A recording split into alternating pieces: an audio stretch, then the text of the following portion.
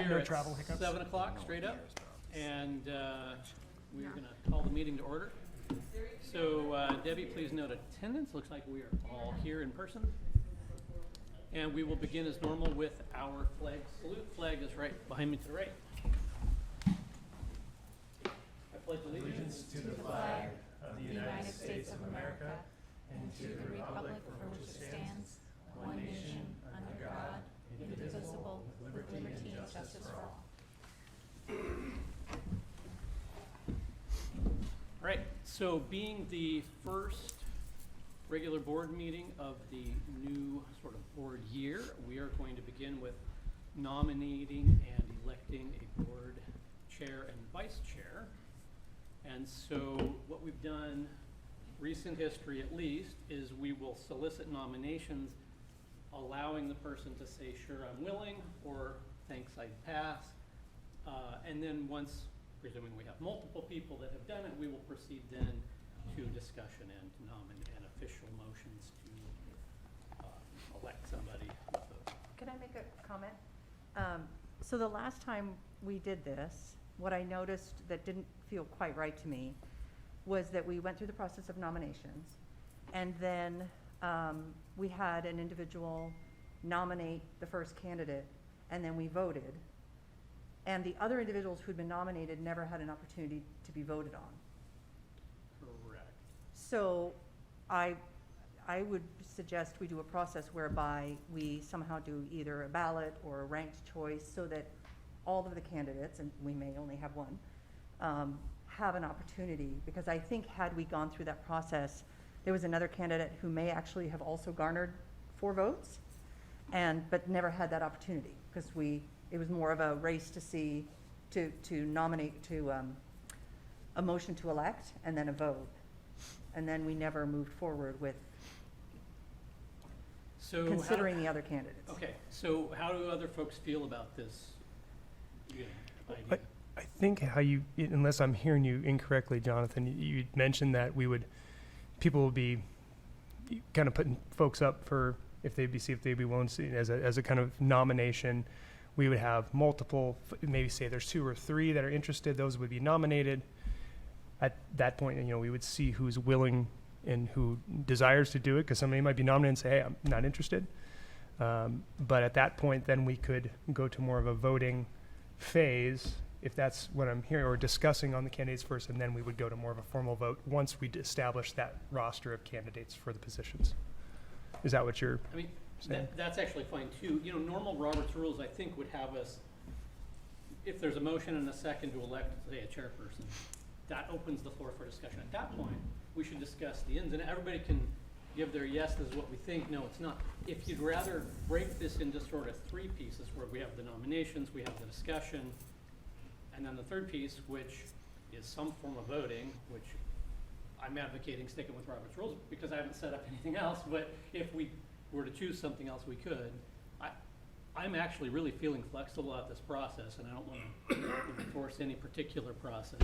I just remember that last time there was a lot of support indicated for Jennifer as the chair.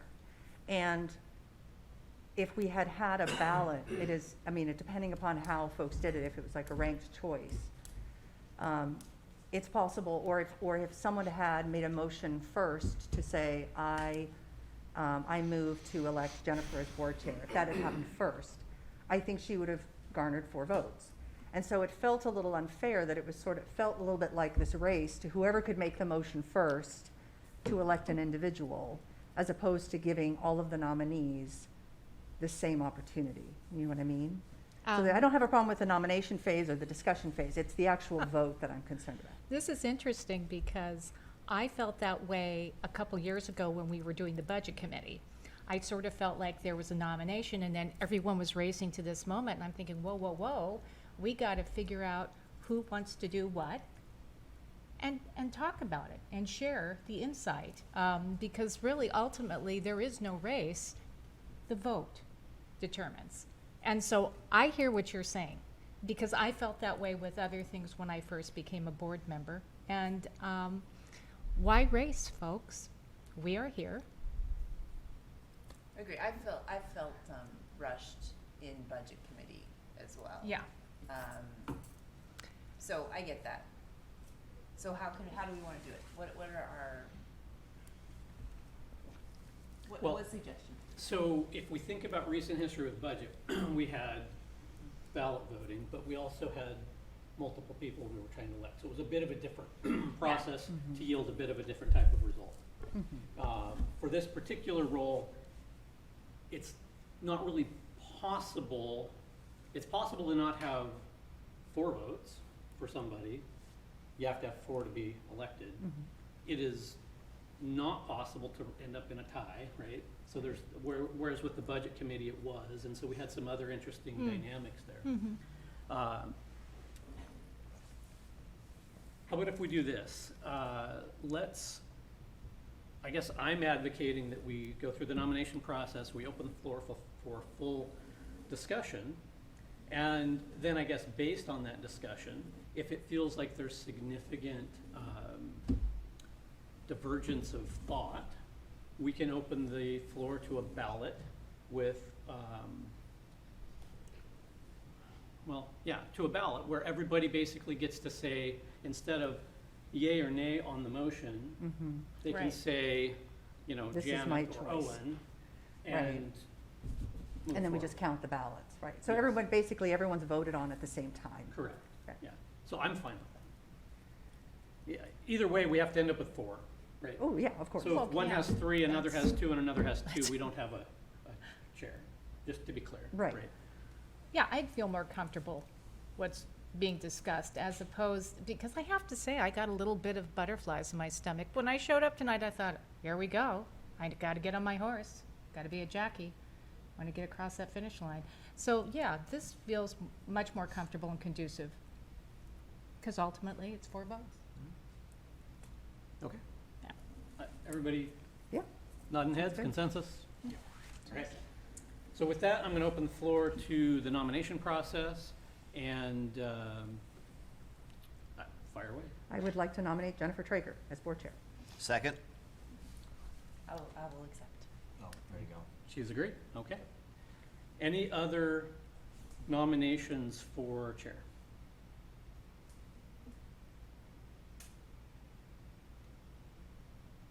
Okay. That makes that A lot easier. a lot easier. So with that, I move that we elect Jennifer as chair for the upcoming year. And does that open discussion? The second would. Second. Okay. Moved and seconded. I heard a second over here, right? I am a reluctant, but willing, to do this, if I have the support of, everybody.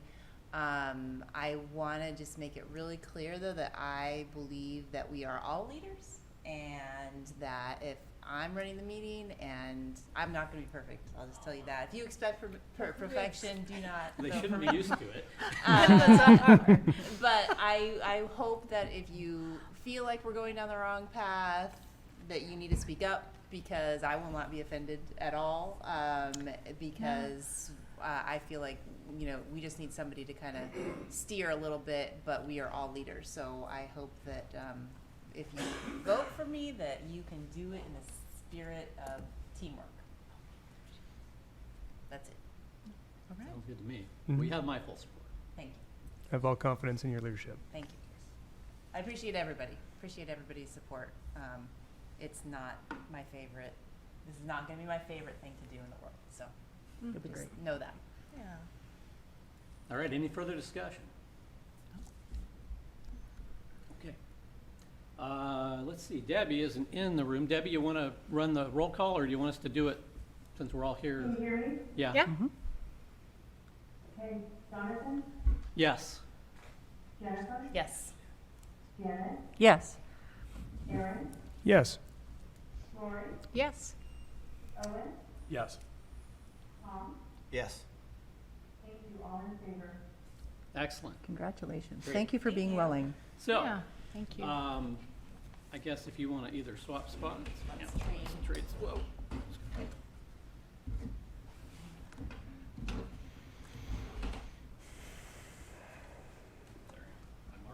so I was gonna keep Okay, so the next thing on our agenda is to elect another presiding officer, which would be the vice chair. And I'm assuming that we want to proceed the same way that we just did. We'll make nominations, see if the person accepts, and then have discussion, and then do a ballot where we vote with somebody's name, our preference. Is that good? Okay. Floor is open. I would like to nominate Ms. Alanak once again. I think she has given so much of her time and commitment to this district. Not to mention she's quite bright, wonderful, very articulate and organized and committed, and I feel very confident and wonderful about nominating you. Thank you, Lori. Yeah. I'd like to nominate Aaron Cook. Are both of you willing? I forgot to ask. Yes. Yes. Any others? All right, let's open the floor up for discussion. Maybe we'll hear from the candidates first, and then everybody can chime in with their thoughts. You want to go first? Sure, yeah. I would be happy to serve. I feel like the work that I've done for the board with regard to the policies and several different committees, working closely with Steve on finance, and working with Jonathan on a couple of committees too. I feel like I've got some good experience under my belt in terms of being able to support you as chair and step in if needed. And I would be happy to commit that time as needed to the board, so. Yeah, I'm honored to be nominated for this position, and gladly will fulfill that duty if I'm elected, and glad to serve as I have on this board and other committees in the past to help assist our chair and our superintendent with the agendas and all items that come up. So I'm just glad to serve in any way I can, and thanks. All right. Others want to chime in? I think I'd just chime in and say that I would echo what Lori said about Janet. I feel the same way, total confidence in you, Janet. So in nominating Aaron, that's not a knock in any way. I feel the same way about Aaron as well. So tough choice.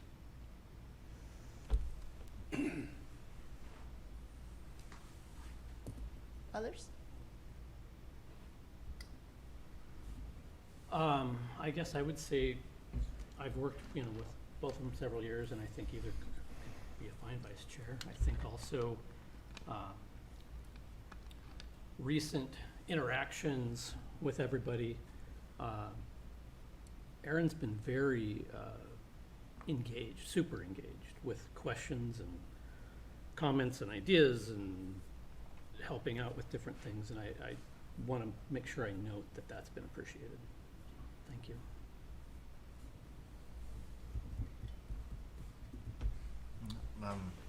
Both are highly qualified. It's tough choice.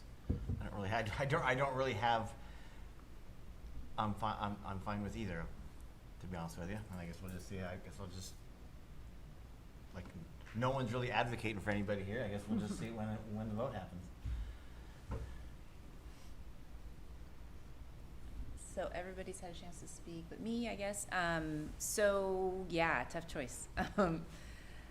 I do agree that both candidates have been super involved. Janet's been doing it for a little longer. That would be something to consider. Another thing to consider that I think is really important, and we don't often talk about political things, but everything we do is political, and having a divergence of thought in that team, the chair and the vice chair, has been really good. Like Jonathan and I really balanced each other really well for the last 3 years because we brought different perspectives. So I think that's something to consider as well. So yeah, I'm torn. I think I'm torn between length of service and amount of service and that divergence of thought in that team. So that's where I'm at. I'll open it up for another round. Everybody's spoken once. If anybody wants to speak again. I mean, I guess I'll piggyback on a point you made, Jennifer, just about divergence of thought. I mean, just to really oversimplify it, I mean, just I don't know every bit of either of y'all's views, but I'd say Jennifer, you lean a little bit left, and Aaron leans a little bit right, and I think that is probably why I'm going to vote for Aaron. Yeah, I now that I'm reflecting, I really do think that is important for our community, which is sad because I mean, it's sad in a way because I really appreciate Janet, and I think she has a ton to bring, and I will rely on her heavily no matter if she's in an official leadership position or not, because I think she's really great with procedure and sees things that I don't necessarily see. So, but for our community, I am thinking that having that divergence of thought is probably the best because we are in a difficult time in our country's existence right now, and having folks with divergent thoughts that can perhaps wade through and figure out what the best path forward, I think is important. So that's the way my vote is leaning at this point. I'm not sure if I see left or right, but I think what I appreciate about Janet is her eye for detail. And I think that has been qualified again and again with policy and with the variety of committees that she has been on, and that importance and note for detail and understanding the process in its entirety. And with her years too under her belt as well. Any others? All right, well, I do want to underscore that too. Janet has probably done more in terms of service on committees than any of us. Yes. And I think that should be noted because that's a gift that she's given, Oh, her time and talent. All right, we're ready to vote. Debbie, are you available to call the vote? And we're just, I am. okay. We have not had a second. Do we need that? I don't think we need a second for, I don't think we do either. Not under this process. Yeah. We're gonna need, sorry. go ahead. No, say it. Old habits. Say it. Hold that. You'll have to whack me a few times. We are gonna need 4. I just wanna remind everybody, it will take 4. We should all end up with that. We only have 2, but you have to have 4. So. Thank you. Interrupt anytime. Okay, I think we're ready, Debbie. Okay, for Janet Almanak. Jonathan? Sorry, I'm gonna interrupt. Well, no. Well, I think we're voting, just call our names, and we are gonna vote with a name. Okay, Jonathan. Aaron. Jennifer? Aaron. Janet? Janet? Aaron?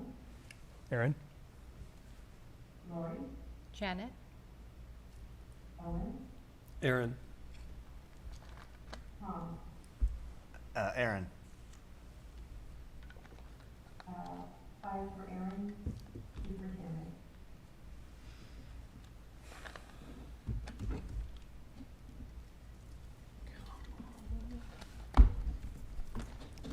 Okay, so the next item on our agenda after Aaron moves into the vice chair position is to do the agenda review.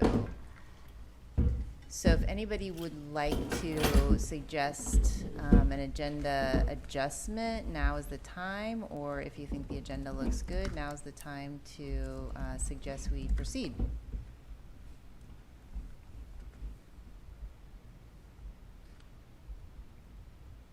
I would move that we accept the agenda as published. Second?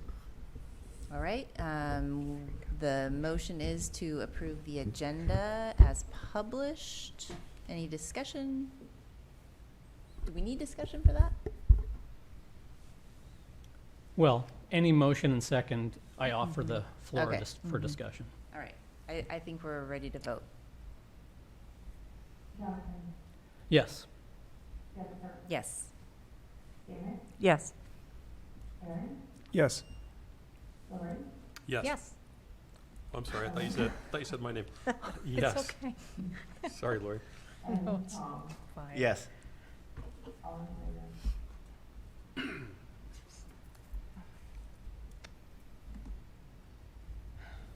All right, thank you.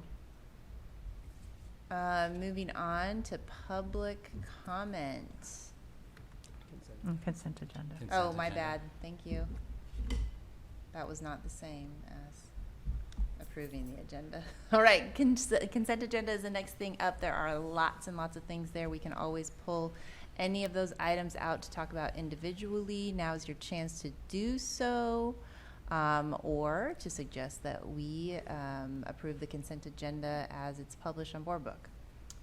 Jennifer, there's one just minor correction. I don't think it will impact anything other than on 6B, Emma Milstead, ELA SS teacher. It should be Scotts Mills. Okay. So won't make a change in employment status or anything, but we'll get that corrected. Sorry, Emma. I move that we approve the consent agenda, acknowledging the change that he just mentioned we'll have to make. Second? All right, so the motion on the table is to approve the consent agenda with noted adjustment. Any discussion? All right, let's go ahead and vote. Jonathan, Yes. Jennifer, Yes. Janet, Yes. Aaron, Yes. Lori, Yeah. Owen, Yes. Tom, Yes. all in favor. All right, so now, public comment. And Jonathan, I just read the part that says statement by the board chair or vice chair, is that Correct. right? All right, we are glad you are here and welcome you to address the board at this time with your ideas, concerns, or compliments. If you wish to speak, please raise your hand to be recognized by the board chair. If you are attending remotely, please email Board Secretary Debbie Valoff or put your request in the chat feature of Zoom. Before beginning your comment, please provide for the record your name, address, relationship to the district, and the subject of your comment. In order to ensure equity among speakers, remarks are limited to 3 minutes per individual. If a group of 3 or more wishes to appoint a representative, the comment time will be extended to 5 minutes. A second public comment period will occur later in the agenda that is specific to the discussion and action items of this meeting. Please be aware that the board's role during the public comment period is to listen. Rarely will members of the public receive an immediate response to their questions or comments. Finally, the board will not hear complaints against individual district staff or board members during the public comment period. Remember that we all model the way for our students. We ask that you share your thoughts respectfully and in accordance with the board's decorum policy. Thank you.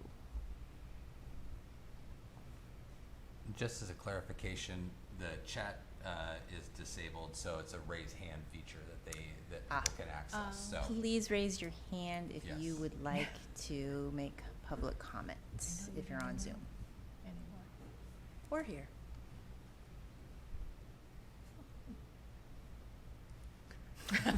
Oh, come on up. The chat feature is enabled in here. Yeah. Yes, so, and can you tell us your name? Hi, thanks for letting me come. I like this kind of stuff, and I feel it makes me sleep better to think I can participate. So thank you for having the open meetings. There's a public comment section on school safety later in the meeting, right? Yeah, can I just interrupt you Should I to, turn this on? does Is it it need? not on? I think it, Is there, think there it's should be on. a,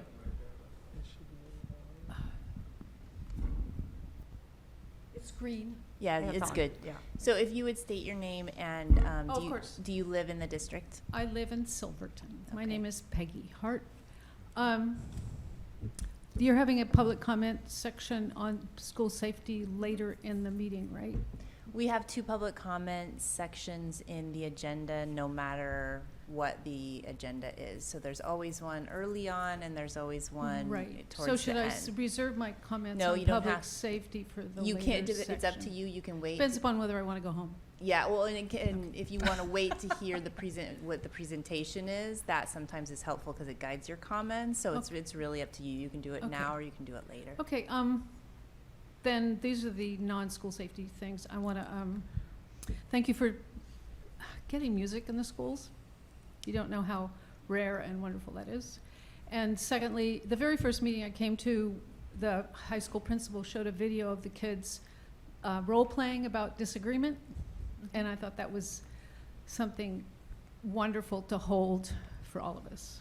So I just want to thank the principal, and I've understood that that's true for the students, that they can feel that as a part of their everyday experience. Okay, so quickly about public safety. Again, I worked as a substitute in a inner city high school in Richmond, California, which is in the Bay Area. So they had, this was at a high school, they had metal detectors, they had 1 entry. The safety issues were locally endemic. They weren't crisis-oriented. And thinking about the crisis-orienting part of it, it's a very odd, the Uvalde instigated thoughtfulness is a very odd choice. So, seems to me, long-term, driving here, one thing I thought that the police officers should know the geography of every school in the district, inside and out. That gun safety, since I did grow up with guns, the people who grow up with guns know how dangerous they are. Gun safety maybe could be incorporated in the ag curriculum or in the health curriculum as something that's required, so that kids who don't know anything about guns realize what they're really all about.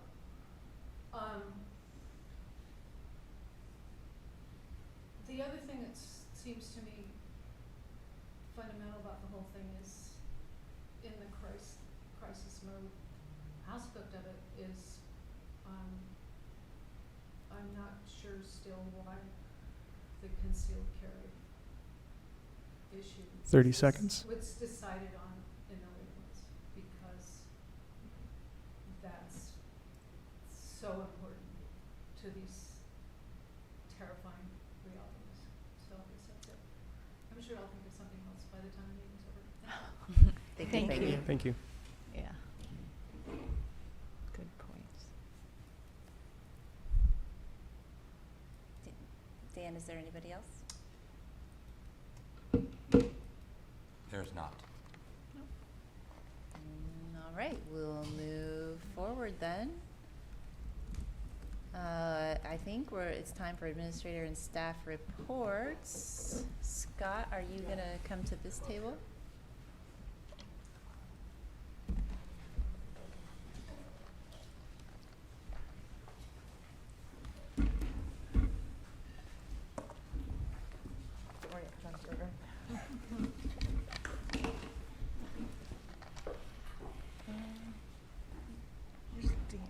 Okay, he's putting it up.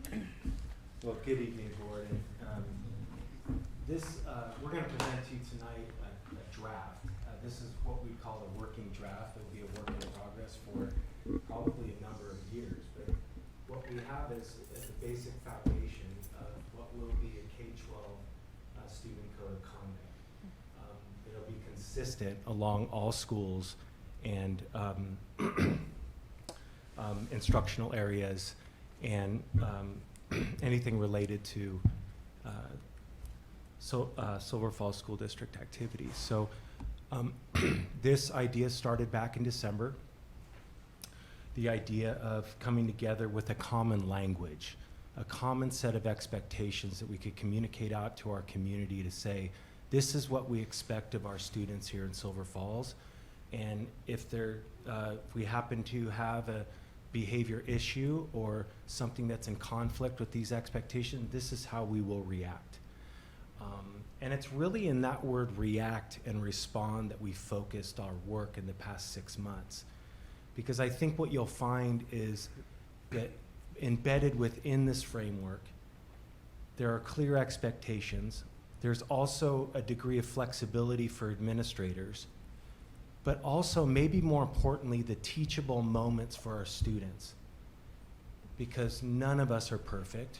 All of us make mistakes, and what we want to make sure is a learning institution that we turn any challenge into a learning opportunity for our students.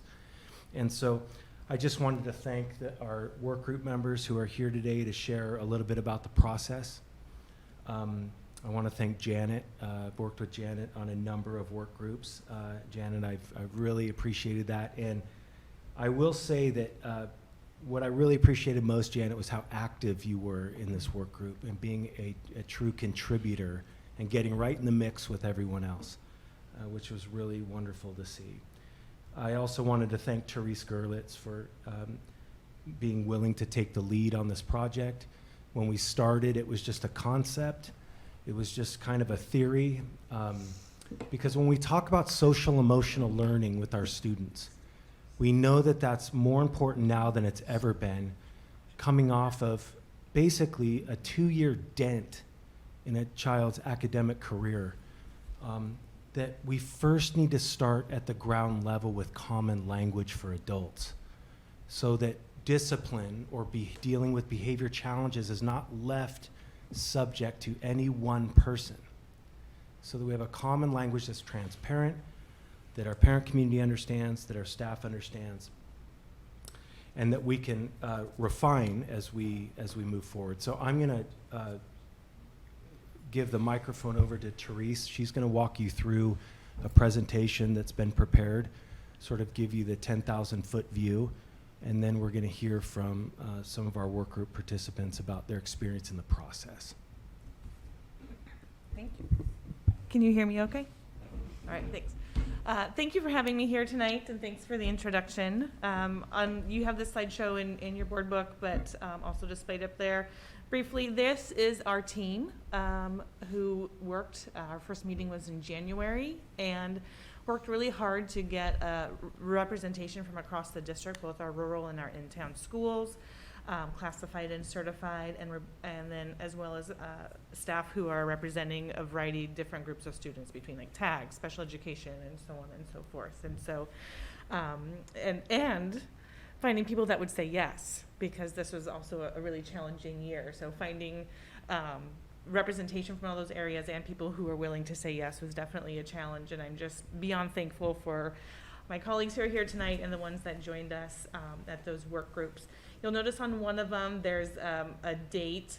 One of our teammates joined a program to work on her admin license, and the classes were the same nights that we were meeting. And so she was with us for a little bit and then had stepped out. So if you're wondering about those dates. And we'd just like to acknowledge also Debbie and Derek for their peripheral support and making sure that everything happened when it was supposed to happen. The charge from the superintendent, do you want to review that? Go right You ahead. can say it better than me. Maybe you'd like to pick a board member to read that out loud. That would be a good instruction strategy. That's called a cold call. There you go, there you go. I won't do that yet. We're on summer breaks, right? So anyway, his charge to us was really about that overarching framework and that big component there. And one of the key pieces there that you'll see there too is that proactive piece. So it's not just that reaction like he was talking about, but what are we going to do ahead of time to try and reduce where situations where we have to react. District-wide needs to be systematic, and then have our those expectations for all of the schools. So that was the overarching one, and then the recommendation must have 3 components. So based on current research and best practice, include a restorative approach to dealing with student behavior, and then outline supportive disciplinary actions and interventions. Do you have anything you want to add about that? Okay. Very clear. And with that, and I guess we could also say now it's a pre-K through 12 framework, but having that really consistent adult responses. And it's important to note here that we're not saying with consistent, if Lori was to steal gum from a teacher's desk, she automatically gets suspended for school for 2 days. And then Jennifer did it too, but it's her second offense, so we automatically give her 5 days. You'll see within this working draft that there is a set of mitigating factors that we use every time we look at when a kid did this. And we'll say, oh my gosh, well, Lori has been in foster care. She has been hoarding food. This is part of what's going on. And so we handle everything very differently. And then we just say, Jennifer is just a train wreck, and we just need to drop so we have this list of things. And so from the outside, that could look like we are not necessarily being consistent, but what we're consistently doing is taking each situation and each student and their circumstances into mind each time and saying what is best for this kid in this situation so that we can move forward. This is the main difference between a zero tolerance framework and a consistent framework. And I don't need to go into right now how problematic zero tolerance policies are, because they don't do anything to alleviate the problem or get us to a better spot. So that really that's the big distinguishing factor here. The second component was that better communication with stakeholders. This is our first opportunity to be able to use this to communicate to stakeholders. And so you can give us feedback later when you've had a chance to go through that. And then to incorporate those restorative practices. And that was a key part that I'll discuss on another slide. Okay, when I had made this slide, I kept looking for more meetings because we did so much work, and I was like, it was only that many meetings that we got all of this done. And so I do want to reiterate how amazing the team was, and that they showed up and they were tired, but they did amazing work and had great input, and just really appreciate that, especially when it got pretty hairy in May as we were wrapping up and completing what we were going to have as our working draft. And May and June in schools are just so challenging, but people kept responding to my emails, and my tires never got slashed, so I'm very thankful for this group. A component that you'll see in there that is newer to our district is those restorative practices component. And in March, the group had said, we need more research. We need to see some samples. We need to hear more about what this looks like for our district. And so, so if you're wondering about that component, you'll notice in March that was one of the activities that was noted by the group, and then went back in April and really just dug into several different policies and built what we liked the best. And literally it came down to people saying, I like this sentence and this sentence from this one and this sentence from this sentence from this one, and really combining it and really making something that we felt very positive about. And so so you'll see that here in the book. Okay, work completed.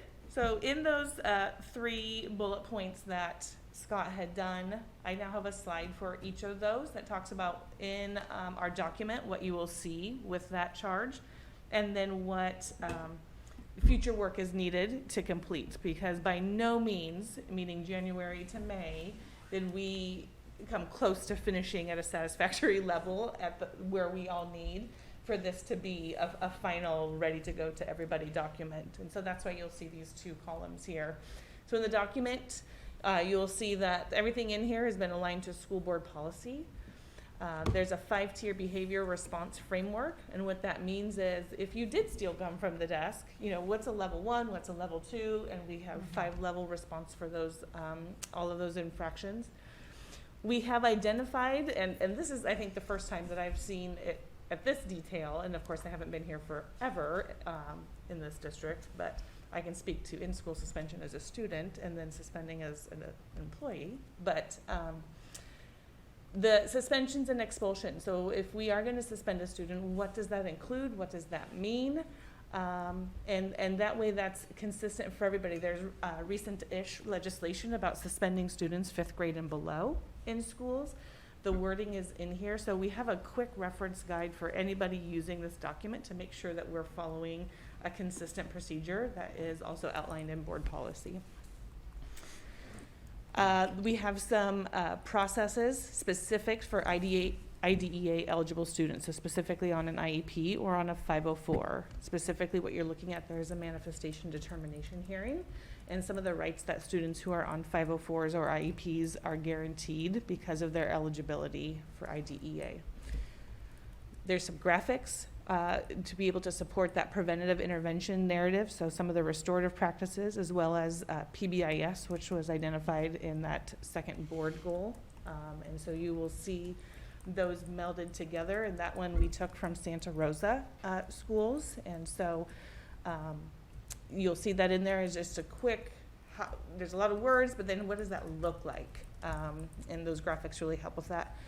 And then at the end, and this one I think is especially key, in particular for our rural schools or for new administrators as they're working through this, is a quick reference chart for identifying our community partners and some of those applicable documents. So if I need to do a suicide assessment or a level 1 threat assessment, who do I talk to at the ESD? Where do I find those forms?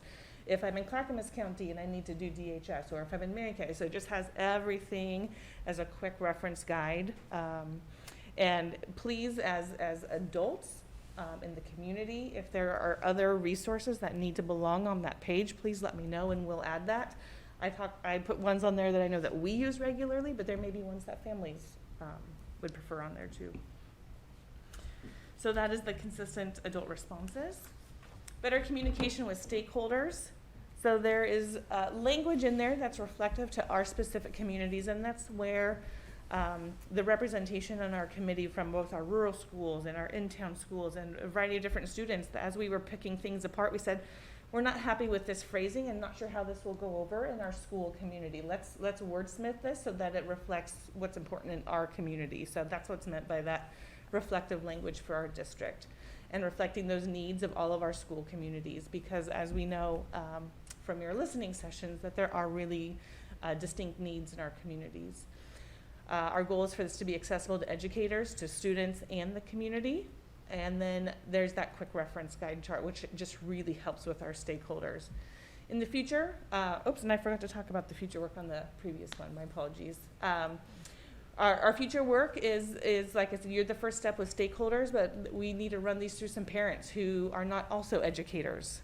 You know, what words did we use a lot that you just don't know, and we need to change that. Students, and then additional educators. We have so many different groups of colleagues that read things with a different lens, and so we need to get more eyes on this. And then of course we need to make this document available in the languages that we serve in our district.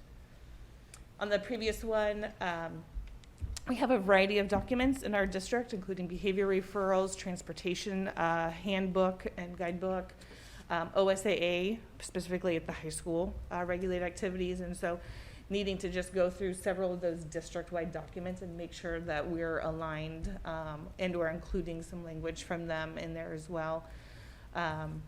We need to continue to work at any time we add and change this, that we are making sure that we're embedding the preventative practices throughout this whole thing. So the whole book isn't just about hammer, hammer, hammer. It's also going to be about what did we do first to try and make sure that this didn't happen. And then the huge one, and this will be ongoing, is that district-wide professional development on what those interventions are, so we can all have a district-wide shared language in those preventative actions that we are writing about in here. Okay, and then that third one is that incorporation of restorative practices.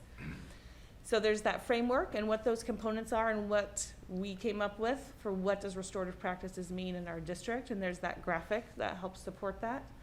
And then that future work is, again, continuing to embed that language throughout the work that we do, and then that professional development about what those restorative practices are. It's all well and good to have things written down, but if Erin and I don't know how to do that in our classroom, then you just keep it on hand for the next time we have a power outage. So that's our big piece that would come up.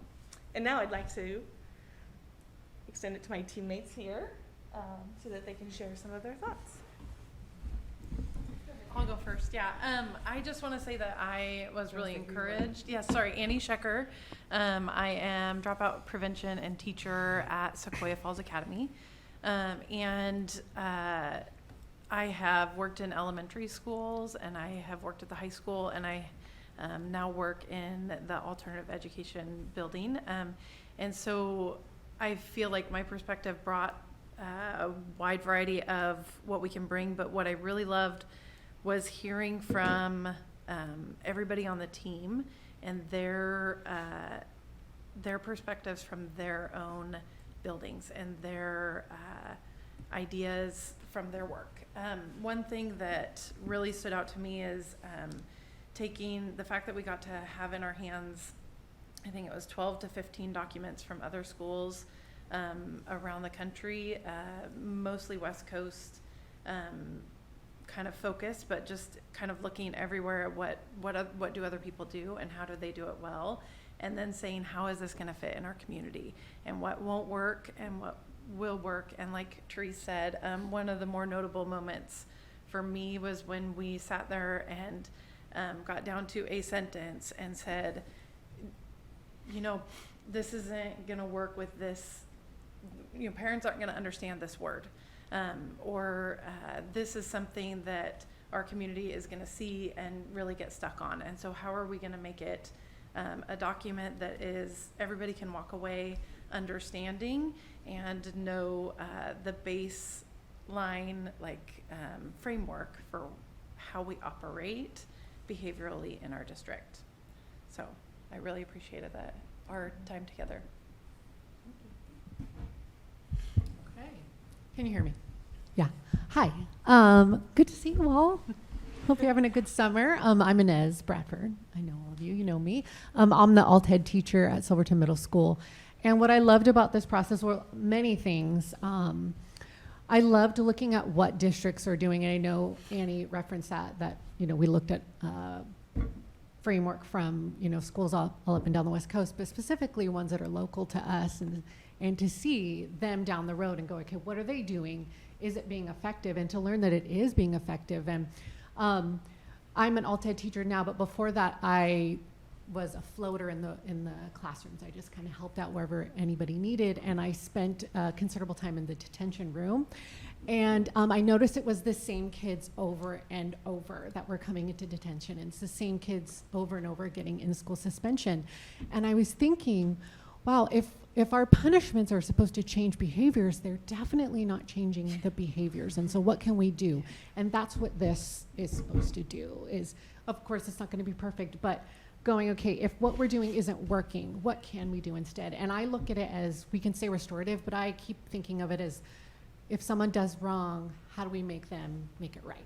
And so I know Annie does this with her students, and I do this, some of these things already in my own class, and we've seen some behaviors come down a little bit just in implementing some of these things, but it'd be great to see it district-wide. And so I'm super excited about it. I'm excited about the professional development, and I do have to also give props to Therese. When we started this, it looked like a 1,000,000-piece puzzle. And I thought, there's no way we're going to come up with a draft in 6 months. And we're at the point in the puzzle where you have just those few ones you have to stick in, but you're super excited because you can see the picture. So thank you, Therese. It was a really awesome experience. Kevin Palmer, a principal at Butte Creek, and I would echo that. Therese did a great job. Kudos to her. 20 people. I'm not sure everybody was at every meeting at even one time. You know, we're coming and going, schedules. She was gracious about that at all times. Yep, I understand. Yep, we'll move this. We'll do that. So thank you, Therese, for making it a nice experience. I want to talk about less the process than what the document has in it that wasn't in ours before, and that's the PBIS part. That's really something that some of our schools do, PBIS, and many don't. So it's going to go kind of district-wide, like Inez just said, with the restorative piece, kind of putting that out to everybody. I think that's going to be huge. PBIS is proactive. It's preventive. The first definition on the list there, under big ideas, is prevention. And to have that as part of our package is going to pay dividends right there, because the more you get out in front of things, the less you've got to deal with it on the other end. And so we've got John Harrington, as you noticed in the list of people. He is a PBIS trainer. We have him in our district. He's a huge resource for us. And so just glad to see that really front and center and up at the beginning of everything, you know, where it's going to be seen. And it's easy to understand, this one pager. Parents are going to be able to see it, read it, and get it. So glad to have that there. Can you remind us what PBIS stands for? Positive Behavior Intervention and Supports. It's a program out of the University of Oregon, but we still go with it, so. Sorry, I had to get that dig in. So again, that's some thoughts from our members. Another thought that really struck me at the end that I wanted to share, and I had asked her permission, one of our teachers at Scotts Mills, and she said, after the meetings, she would find herself reflecting in the classroom as she was teaching and changing some of the things that she was doing as she's teaching. And I was so moved by that, because here we have the people who we like picked for this committee, who we knew had passion and skills and some things to do to help move this forward. And it's even impacting the people who are on the group that are extra committed to this. And so made me extra excited about what we will get to see district-wide for our students as people start working through this and getting ready to use this. And so that's a piece that I wanted to leave you with, and just thank you for current and ongoing support for this work. And then on the last side, had just kind of thrown up a little draft of kind of some tasks and work in the future. So I will leave it at there. Do I open it up for questions? I don't know what the process is, Jennifer. Sure. And That's fine. just so you know, the immediate next step is to work with our principals on this new K-12 framework, and that'll be day 2 of our Leadership Institute. We'll spend half a day working through this and what the expectations are for this year, and that's where it all starts, with the leadership first. Janet, would you like to share your experience I in the would. process with the board? Thank you. Yes. Well, first of all, I just want to acknowledge Scott's brilliance in pulling together such an amazing team. I mean, that was the first thing I noticed on the first meeting, was just that there were folks coming from all of the different schools, from different grades, from different educational, areas. And it was just a great group. And so I appreciate the work that I'm sure went into making sure that the team reflected all of the needs across the district. I really was just honored to be able to participate and just watch all of you, do such fabulous work. I mean, just the ideas and the energy and the real commitment. And I think just the level of like personal investment and enthusiasm over, yeah, this is important work and it needs to be done. And then also kudos to Therese. Your facilitation was extraordinary. We had so much material to go through.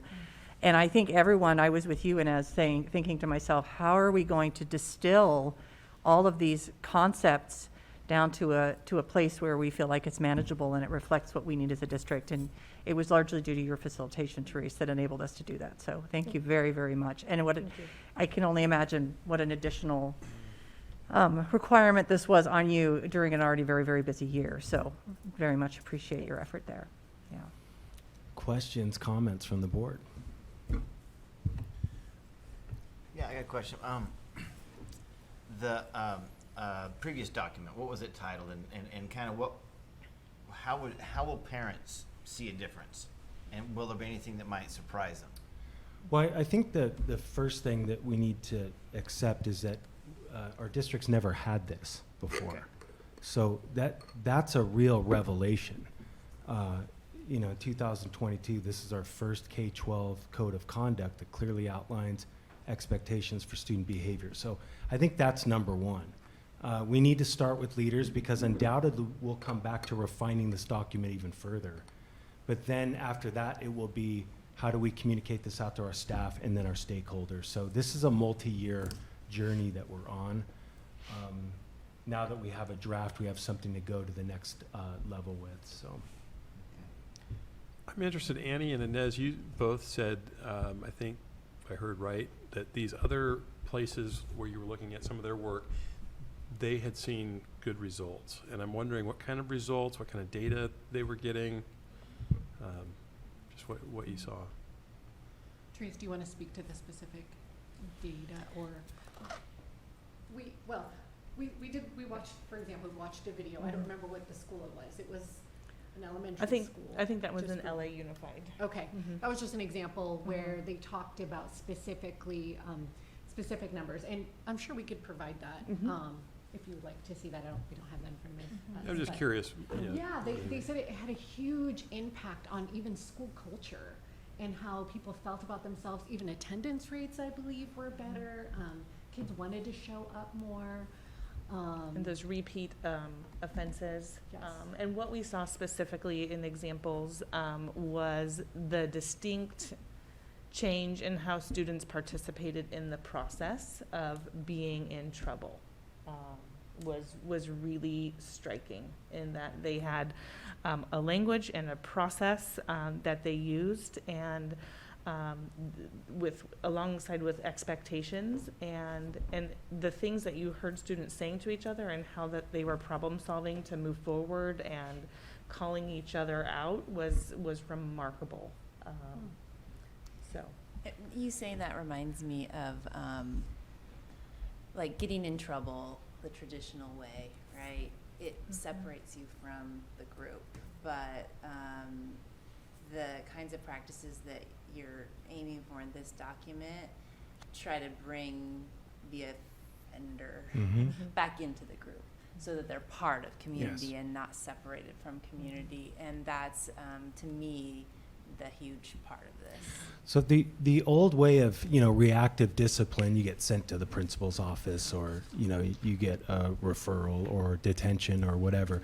That may work for some kids, but I'm just making a guess, probably 5% of kids would respond to something like that. We just live in different times that require us to change our actions as adults to the kids' needs who cross our threshold every day. I will say that what started this whole thought on a K-12 code of conduct was what I saw being done in Dallas School District, very close to here. And it was the Dallas High School principal talking about what they had done to reduce their suspensions.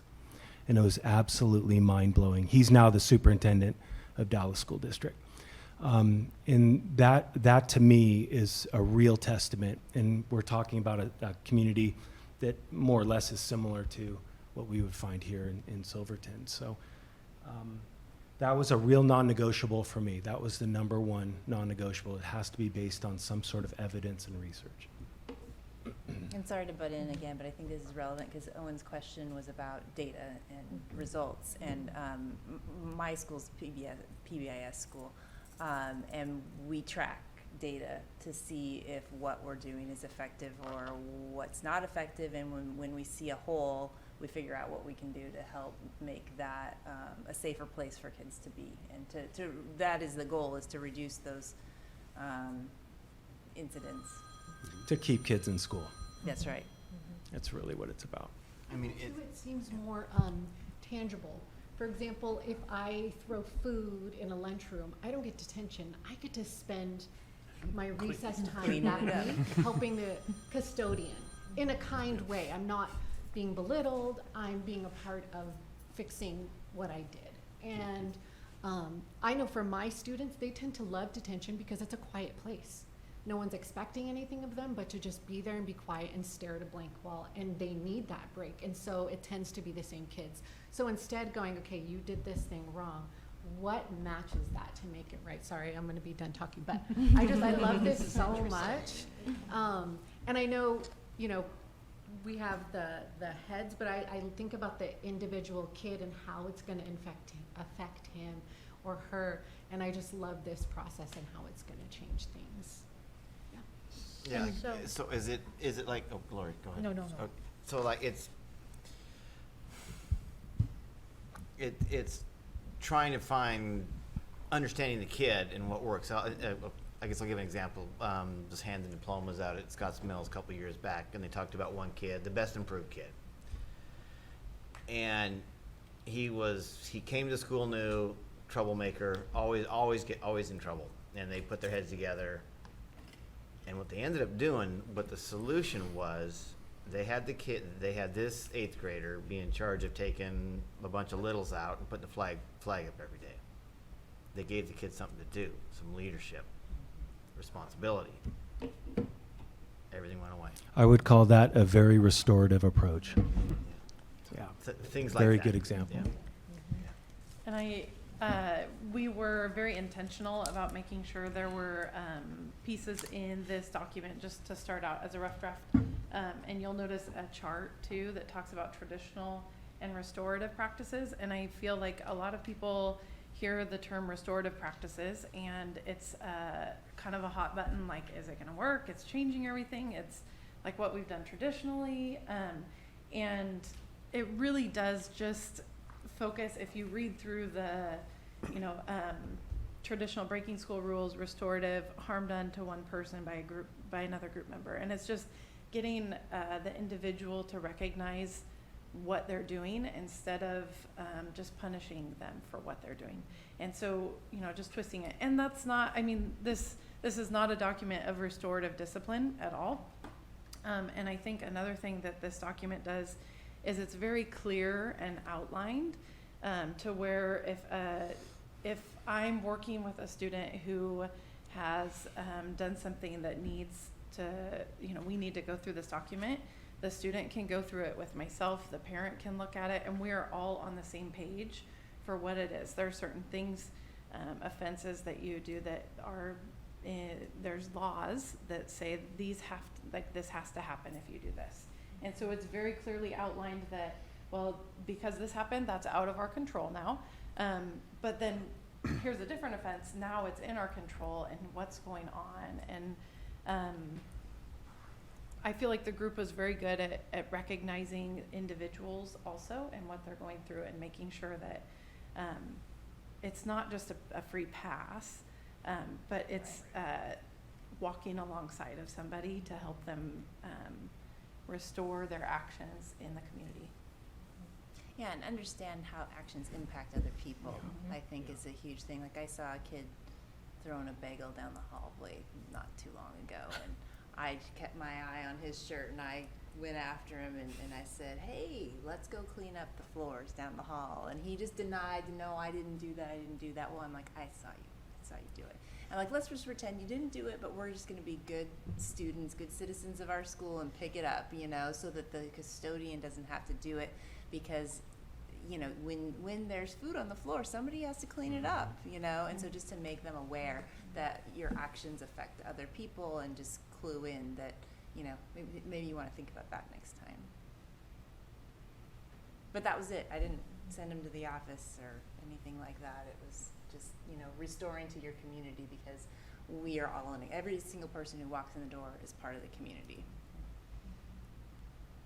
Sorry, I don't need to be on the soapbox. And I just want to say too that having made hundreds and hundreds and hundreds of those tough phone calls home to parents about a choice that their student made at school, that the more restorative conversations with the parents are so much better because it comes from a place of, hey, this is what we heard from your kid, this is what happened, we really care about your kid, and we understand that, well, we need to reinforce the boundaries, and we need to talk about outcomes and next steps, but like, we already called their counselor, and they've met with them, and they kind of processed how they were feeling, and here's what we're gonna do next, and those conversations always go better than me calling Jonathan and saying, well, your kid did this, and they're getting suspended for 3 days, and we'll see you on day 4 for their reentry meeting.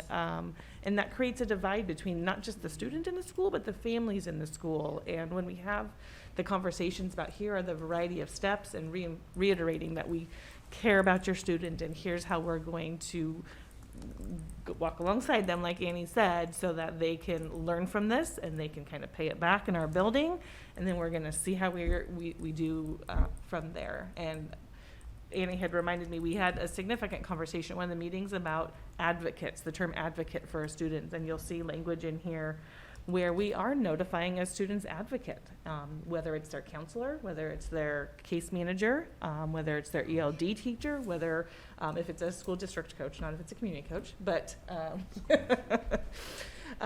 because it just recognizes that it's not just about the hammer and the kid, but it's about their team at the school, whether it's their AG teacher or whoever.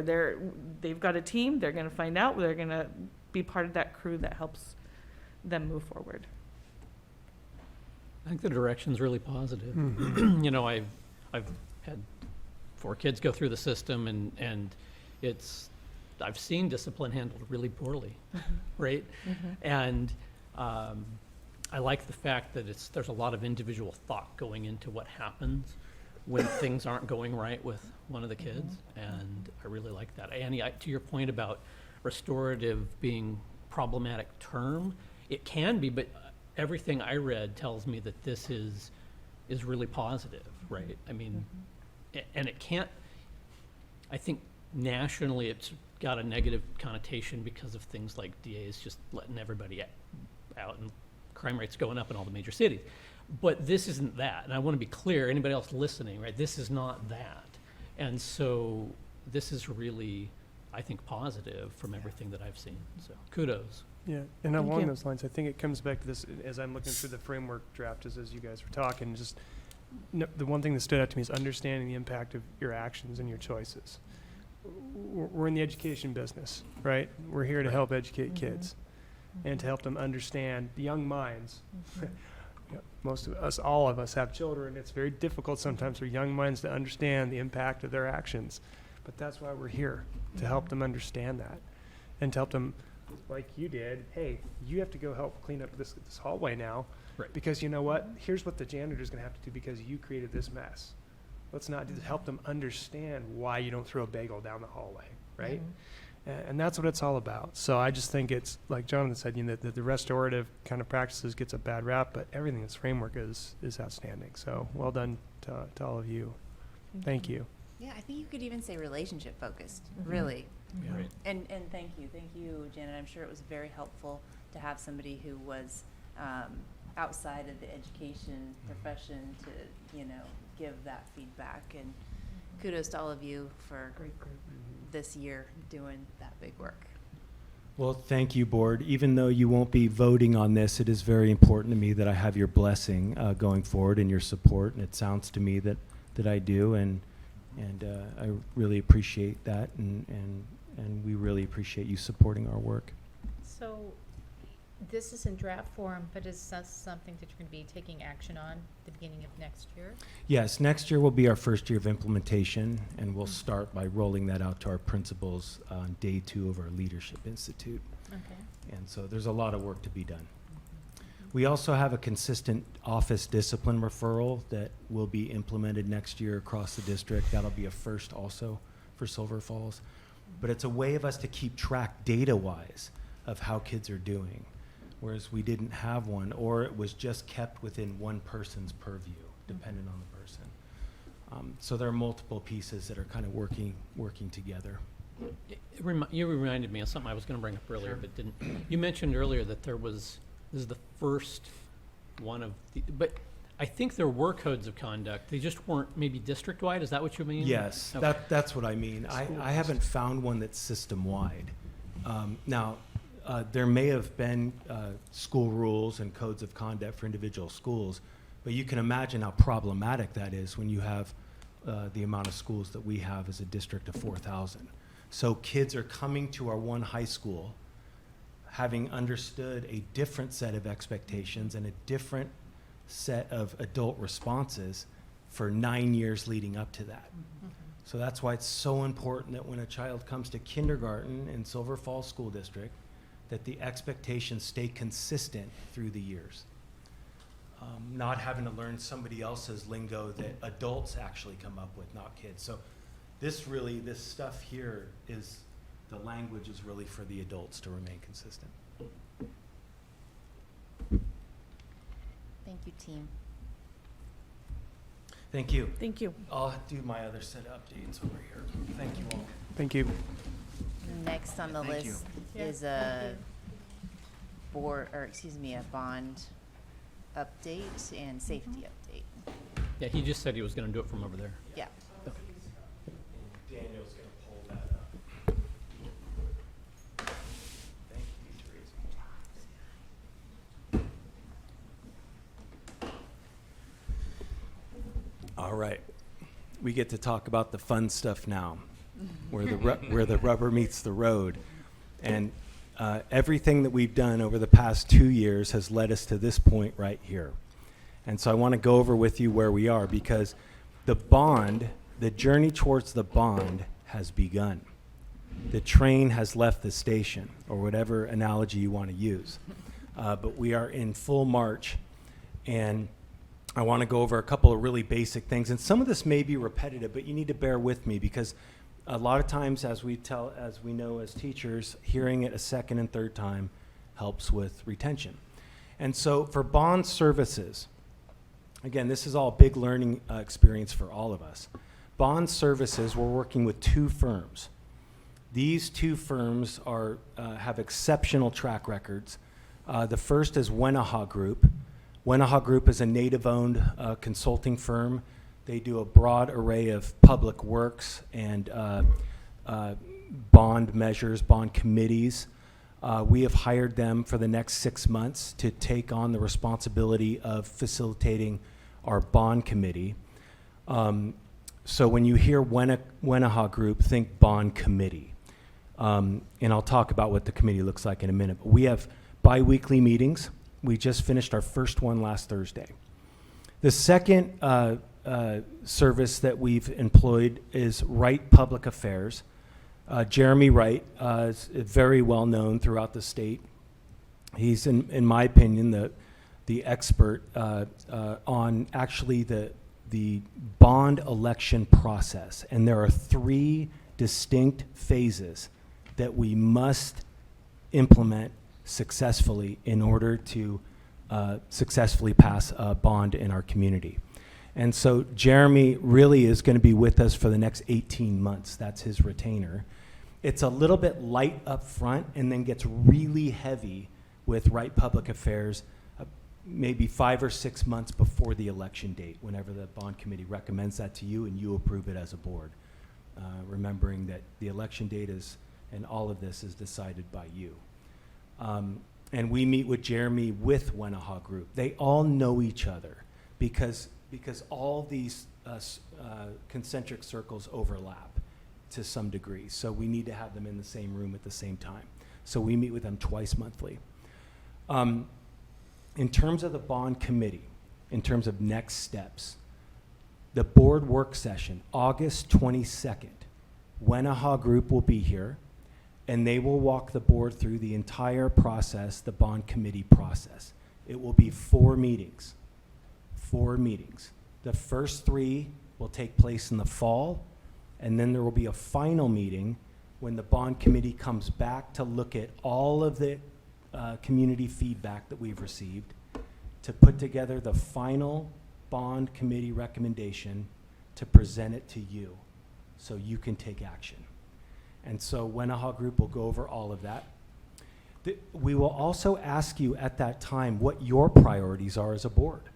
What do you want to see as part of the bond committee process?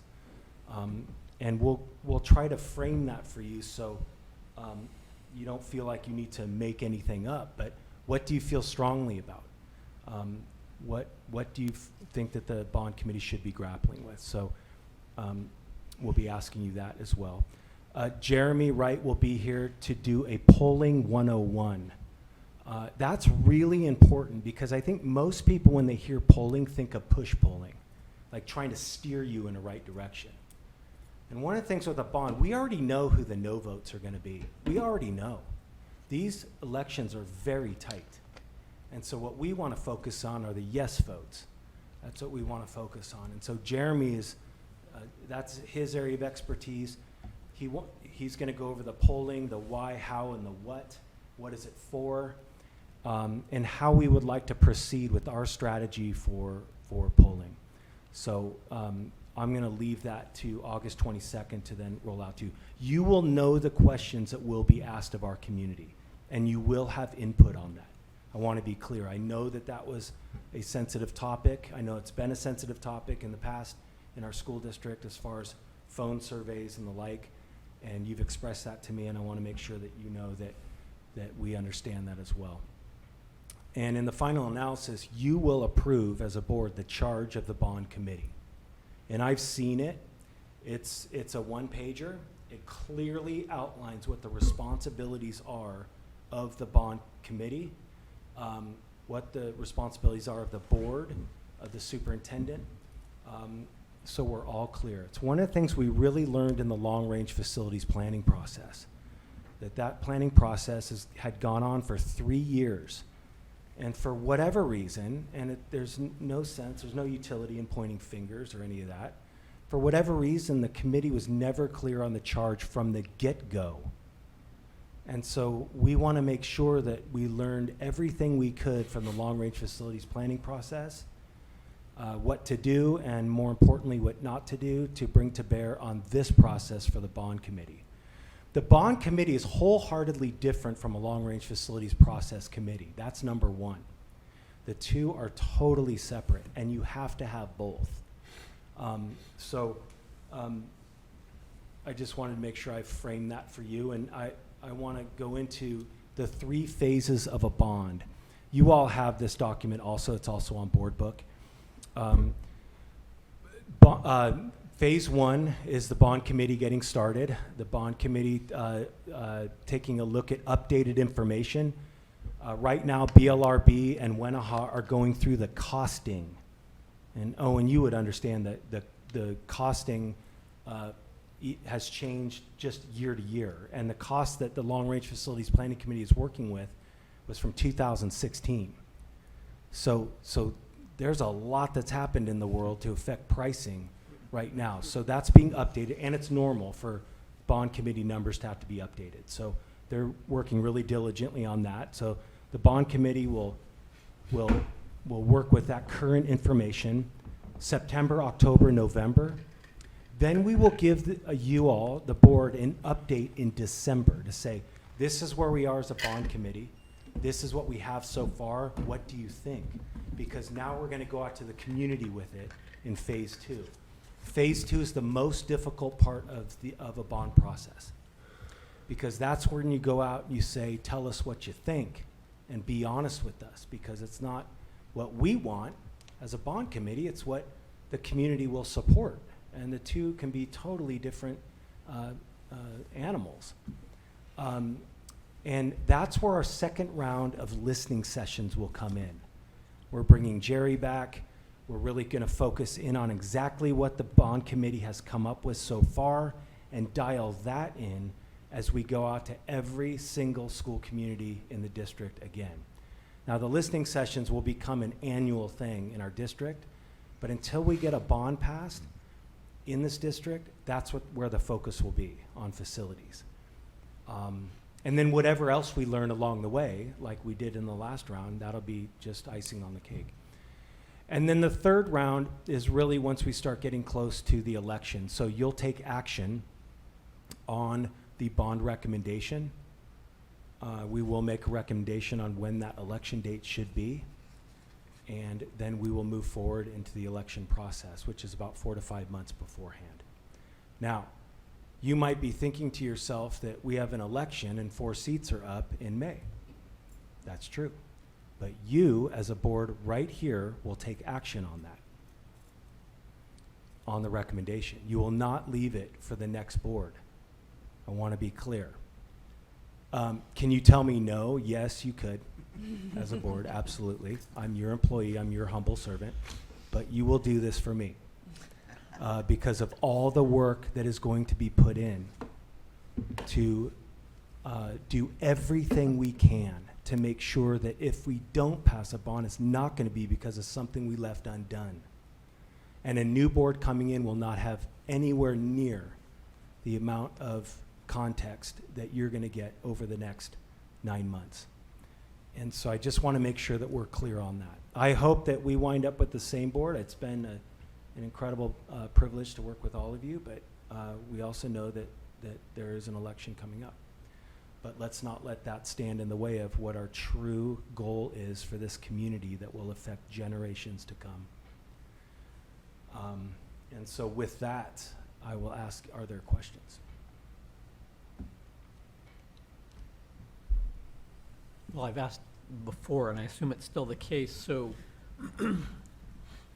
the polling is, when is it gonna be available, the first polling? Yeah, and so we'll talk about that in August.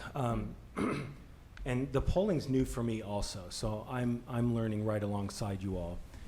The first round of polling will probably look like, what is the emotional temperature of Silver Falls? There are certain questions that we got answered through our listening sessions. We want to make sure that we really clearly identify what the sensitive issues are in our community. And it may seem like kind of a simplistic thing, like you could tell me that, we don't have to spend all this money on a poll, but we really want to get scientific about this too. And we want to make sure that we're making decisions based on facts, not feelings. And so we're going to talk about that as a board, and we're going to ask for some of your guidance as well. But that's the thinking right now on the strategy. The second round of polling will come around the second meeting of the bond committee, because the bond committee needs time to work in the details, and the bond committee needs time to give input on what the survey will look like. And so that's when the second round will come. And then the third round, if we decide to do a third round, will come right before the third phase. Okay. Yeah, I mean, I think that's really important. There's so many factors that are Yes. gonna come into play with this. And a lot of them are not necessarily in our control at all, right? There's global and national issues. COVID happened a couple of Gas years ago. prices. There's Yeah. things that happen, and I just want to make sure whatever we do, if that polling tells us we can't go now, we have a way of cutting it off so that Absolutely. we have Yep. not, I agree. we're not on the hook for all of this money if there's no way it's going to happen. I don't want it to not happen. I That's just also correct. want to be Yes. conservative with our finances. And we've talked to both firms about that. Of course, we're paying for the bond committee process. That's going to be paid for before we even get the final polling numbers. But in terms of talking with Jeremy, he clearly understands that. If we go out for polling and there's only 30% yes, we're not going out for a bond, Right. or at least that bond. We're going to have to make some serious adjustments and prioritize on what our community is willing to support. So yeah, I'm as interested in anybody as to get some baseline data to see where's our community at. Oh, yeah. I mean, I would have guessed 5 years ago, I could have probably been within 2 or 3 points of what the actual, just by guessing, but I have no idea Right. right now. There are so many new variables in play. I couldn't begin to guess what a poll is going to tell us, honestly. Well, and I think it'd be really interesting, and hopefully Jeremy can speak to this, if as part of his polling, he can find out why only 30%. So those people who say hard no, or, well, yeah, I'm kind of Right. torn, but I could be persuaded. Okay, what would persuade you? Like, why, are there Right. things that we could Yes. actually address? I mean, that would be the most helpful. Otherwise, you're sort of left with, Yes. Right. you know, If nothing they're to all out work of our with. control, Yeah. then we really know where we are. And if there Right. are things in our control, great point. Yeah. We could do something maybe about it. Janet, you're dead on in how I was thinking about it too. If it's no now, why? And Mhm. what would Absolutely. make you say yes? Yes. We have to be dead on and empirically clear as to what that data is before we go to the next step. and to say what would persuade our community to vote for a bond, because we know we're in dire straits with our facilities, and it's never going to get as cheap as it is now, or then. Hopefully it'll be cheaper then with some inflation cooling down. Jeremy Fingers did crossed. bring up an example of a district similar size to Silver Falls. I forget the name of the district, but he did say that they went out polling for the third round. They polled at 35%. Jeremy strongly advised not to go out for the bond. They went anyway. They lost. And so these are real things that you're talking about. And when Jeremy starts talking about polling, you start to understand that there is a whole universe out there of how this data is used and manipulated, and you know how we formulate our strategy. So, and it's all learning to me, of course, because I'm a teacher, so not a pollster. But we do have the right person to do this work. We have the two firms that have distinguished themselves, and we remember we went out for competitive bid on this. And so, any other questions? Are you going to talk about safety next? Yes. So, safety, and I put this together just because I knew that you as a board were going to have a discussion on safety, school safety. So, if I miss the mark, well, then this was my best, trying to give you as much information to know what we're working on. So, I've been in close contact with Chief Engelmeyer. He and I have worked closely on a couple of different things, and he and I both agree that we need a comprehensive plan going forward for how we address school safety, mostly in terms of the big life-changing events that can happen in a school community. It could be school shooter, it could be some other kind of disaster, and we need to be as prepared as we can, because we can't predict the future. So one of the things that we're working on right now, and this is in a draft form, and Silverton Police Department is putting together a teaching framework that they will then share with our district leadership team, that will agree upon, that then will be implemented and will be led by the Silverton Police Department. Sergeant Lamoureux has been trained in the specific area of preparing teachers for a school shooter event or an event of that magnitude. There is a curriculum out there that is used to help teachers mentally prepare for what to do in a crisis. So that would start with a 30 to 45 minute training session that Sergeant Lamoureux would lead. And of course, we would roll it out in some way to all schools, but of course we're focusing on the middle school and the high school here in town.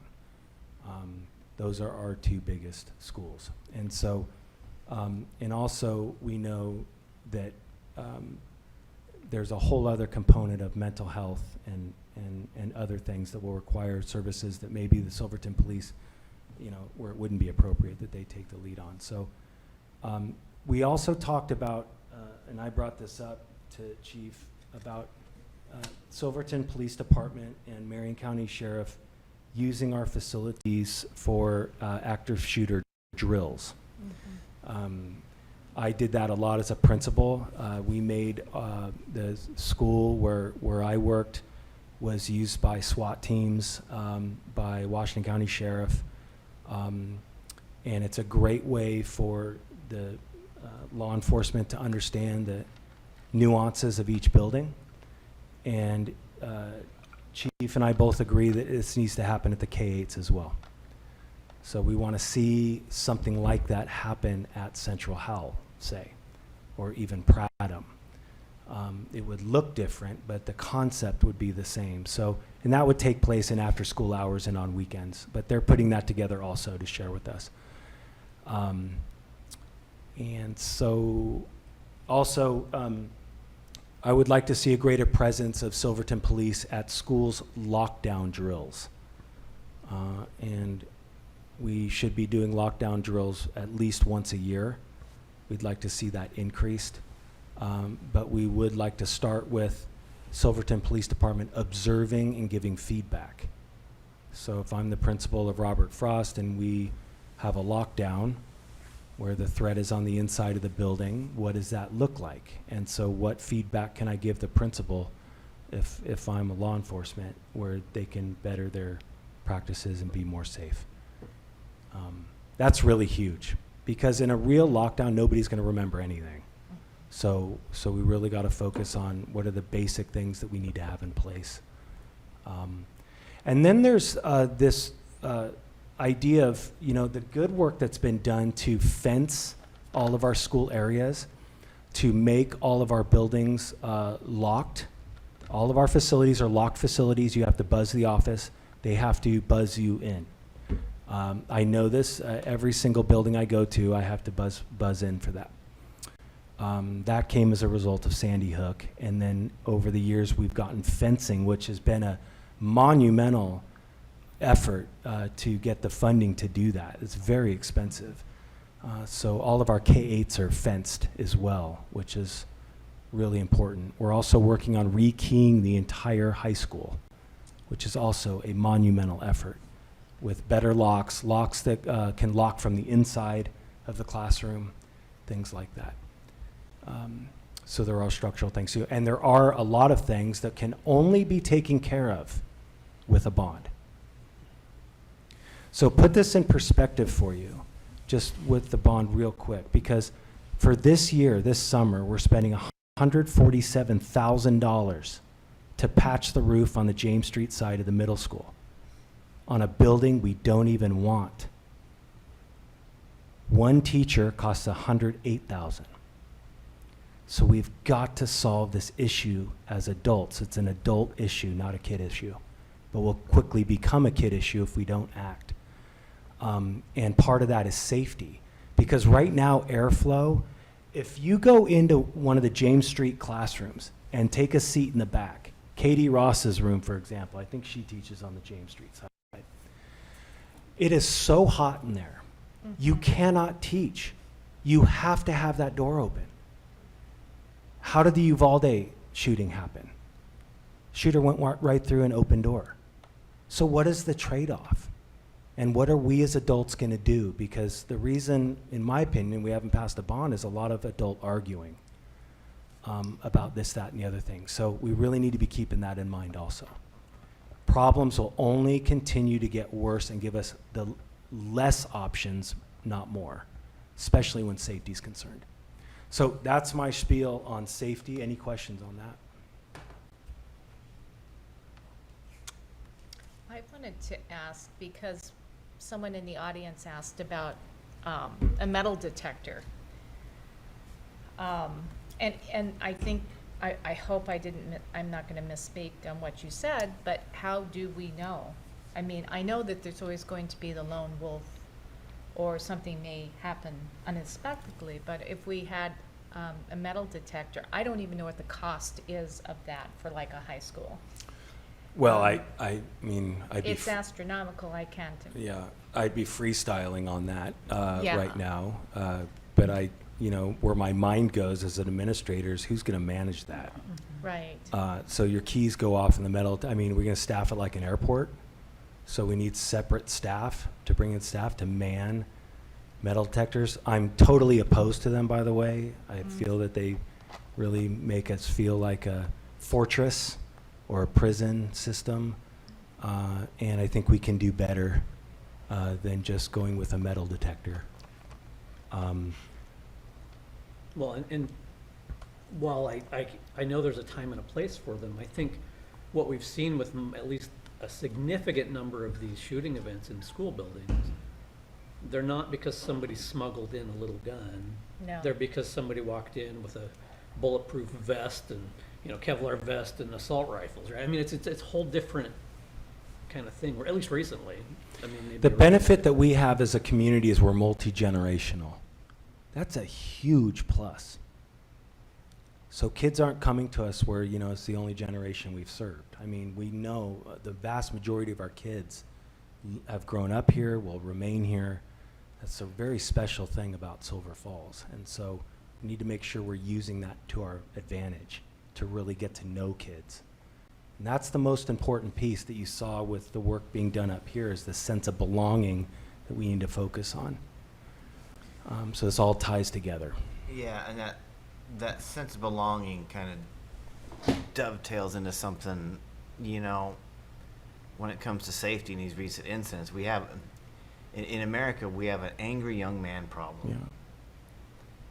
Yeah. And it's manifesting itself in some terrible ways, and we need to dig into that more and try to solve that, you know, kind of a thing. So that's the Gordon.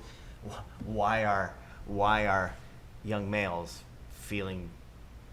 Why are they doing this? Why are they? We need to drill down into that and really try to. Society as a whole. It's not going to be fixed here at the schools. It's going to be fixed everywhere. We gotta.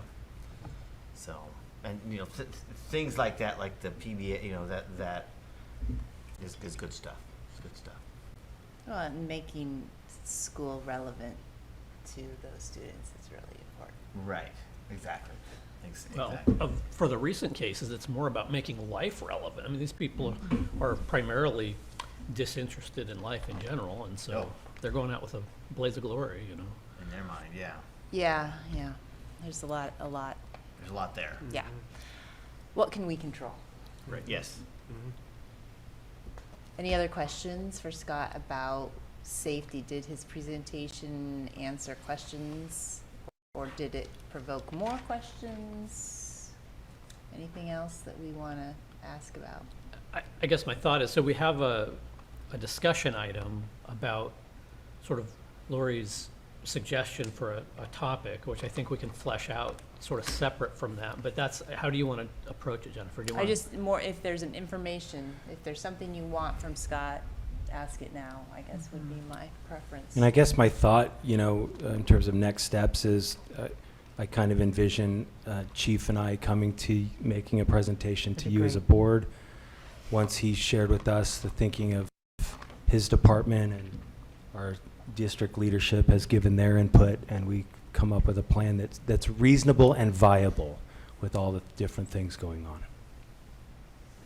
I will say that I did attend the OSBA conference virtually, and something that we had brought up before, where we had some folks who are on the board now were on a board where we did have an executive session topic where the police came in, and we kind of had a more in-depth this is what the plan is kind of thing. And they definitely said at the OSBA that that's appropriate for executive session. So I just wanted to bring that up. It makes And sense, right? You don't want to Yeah. tell everybody on permanent video what your plan is, right? So Yeah. it makes a lot of sense that would be covered differently. To clarify, when you're talking about the Silver Police Chief and the outlying schools, are they saying that they want to use the outlying schools and come out to Central Howell as well as Yes. Stratham? And how about the Sheriff's Department? Yeah, so Clackamas and- yeah, really good question, Owen. So Silverton Police Department is who's taking the lead, because we also are connected to the SRO program here, and we know them really well. We've also gotten to know Marion County Sheriff also, and they work together all the time.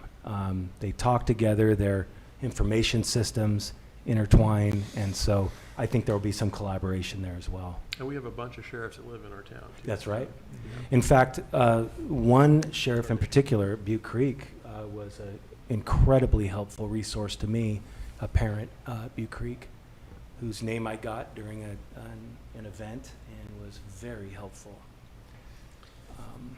Scott, you mentioned lockdown drills. Have they learned anything over the years? Did they help when the incidents happened? Because I hear about the drills, but at the same time, especially for like littles, that almost traumatizes them more because they don't know what's happening. So are they cost benefit thing here? And is it should we just be training staff more? And I'm just tossing this out there. Should we be training staff more on what to do? Yeah. versus and just kind of skip the drill and maybe scaring the kids, thinking Well, that at any moment, at any day, some monster is going to come through the door when Yep. statistics still say it's very, very low. Yes. But for instance, I think in this latest incident, I believe in Texas, I think somebody forgot to lock some doors. Yep. Yep. You know, so adult training and skip the, I mean, not skip the kids, but you know what I mean. Well, I think, I totally see your point, Tom. Yeah. With elementary kids, what we know is if the threat is on the inside, that's where we need doors locked Yeah. and kids move to the most oblique corner of the room and lights out, nobody's home. Now, that is fully controlled by the adult, but the adult needs to practice hurting children. Because it's one thing just to practice it with adults. It's a whole different thing if Owen's a teacher and he's got to do it with 25 kindergartners. And that can only be practiced live. And unfortunately, those are the times we live in now. And again, I think what I need to see is I need to see this for myself because we're just getting out of COVID also. Yeah. And we had so many other things going on that this is something that we would have been focused on 2 years ago. Leslie was a principal in our district. Leslie, do you want to speak to that? Well, and I did lockdown drills with your wife, so you probably have the same information I do. But yeah, Robert Frost, the district-wide, we use the I Love You Guys Foundation information for training for all of our students and staff. And many of us practice with the Silverton Police Department and do clear the rooms with the police so that we get feedback from them and the students actually get feedback from them. And then it also helps to make it less scary because the police come in and give the all clear, but then they come back around at recess or during lunch and they hand out stickers and visit and try to build that positive relationship with the students as well. And I was very fortunate being in town that I could have almost every officer on shift in my building during a drill. So we were able to clear rooms faster. We were able to get more officers in our building going through the different areas. And it was very helpful as a principal. It of course can still be intense for the kids, but having that practice time and turning that into a positive with the officers, I found to be helpful for the students to make it less so. Because we did have real times where stuff was going on in the neighborhood and we did have to do a lockout or a lockdown. And the kids knew what to do and were able to stay calm in the moment because they had practiced. So Yeah, and it yes, I mean it sounds like you're definitely taking. You hear stories about kids getting freaked out for the, on the internet or whatever, parents reporting something that happened at their school, and the kids were scared, and it definitely sounds like you guys are handling it in such a way that they're not, and perfect. Thank you. I would be interested, though, how best practice has evolved. I mean, interesting to hear that you've used sort of a program or for lack of a better word, curriculum to try to prepare. I think it'd be interesting, I don't know if that research is available out there, but to know if there are different ways now that they've, through the, unfortunately, the very real experiences have determined that there are better ways of. Most of our police departments work with the I Love You Guys Foundation. Okay. That foundation came about, was one of the founder's daughters died in a school shooting, and that's the last thing she texted. Okay. And so they're deeply involved in the district I came from and also neighboring districts. They really specialize in this sort of thing. So, and Chief Engelmeyer knows all of these folks personally. And I think the advantage we have with our SRO is that we do have someone who goes to trainings with other SROs across the nation and stays up to date on research and practices. And so you do see updates through the SRO or through the I Love You Guys Foundation with, there are some instances where they say, hiding isn't the best option. Sometimes it's running. And so you start to see that update with the data or the research, I guess you would say, from a very sad and unfortunate instances. So who's our current SRO or O's? Do we have one? or two? Sean Algetz Okay. is our current SRO, and she's school resource officer, and she has been on the job 2 years. Okay. And it was I- JJ Lamoureux before that. JJ set a very high bar, and Sean has met the challenge. She's very, very skilled. So, yeah, and I think that's what I'd like to hear from her as well. I believe, is it Sean, a man or a woman?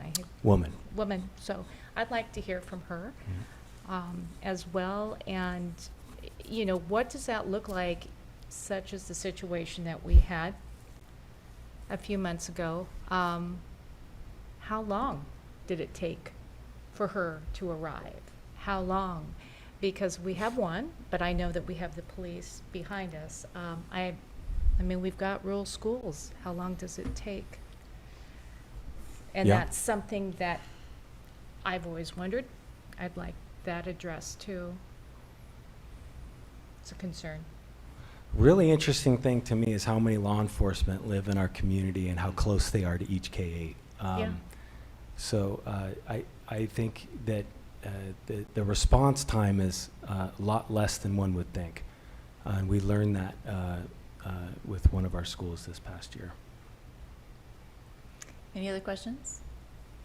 I just wanted to have a point of information. That door in Texas was actually locked, and there was a mechanism in the lock that didn't make contact. The story evolved. Yeah, oh, yes. I was very concerned at first that the teacher was going to get blamed for Got it. all of that, but the teacher Yes. did lock, Sorry. and the lock failed. So. Copy. Okay, thank you. And somehow, wasn't he also inside for about 18 minutes before, I think, I know it's more details, Yeah, unfortunately, it's that story. unfolding, yeah. Okay, so moving on, I think we're ready to move on. We have 2 discussion items. 9A is board goals, and I wasn't here for the last meeting, but it sounds like we didn't have a meeting because we didn't have enough people. And from what I remember is that the idea was that we were going to discuss how we wanted to make what we wanted to do for board goals. And that's all I know about that topic. So I'll open it up for discussion. You're supposed to have less. Less is better than more. Mm-hmm. And so number 1 is bond. Number 2 is play catch up and try to have a normal school year. You know, and a lot of that is catching up some kids that have fallen behind. Those are the things that really are important. Let's have a normal school year. One thing that I might just add for it's food for thought, is that the focus for leaders in this district is around teamwork and feedback. Teamwork and feedback. Those are the 2 most important things in any high-functioning organization.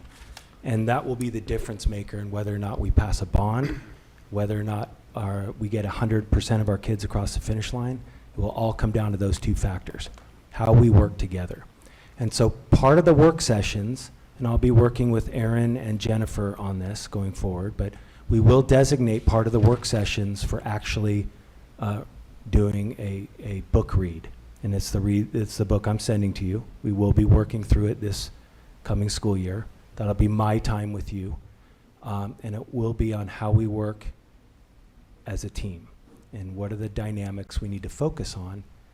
And each team is different and each team has different needs. And so you might want to think about a goal around how you're going to work together.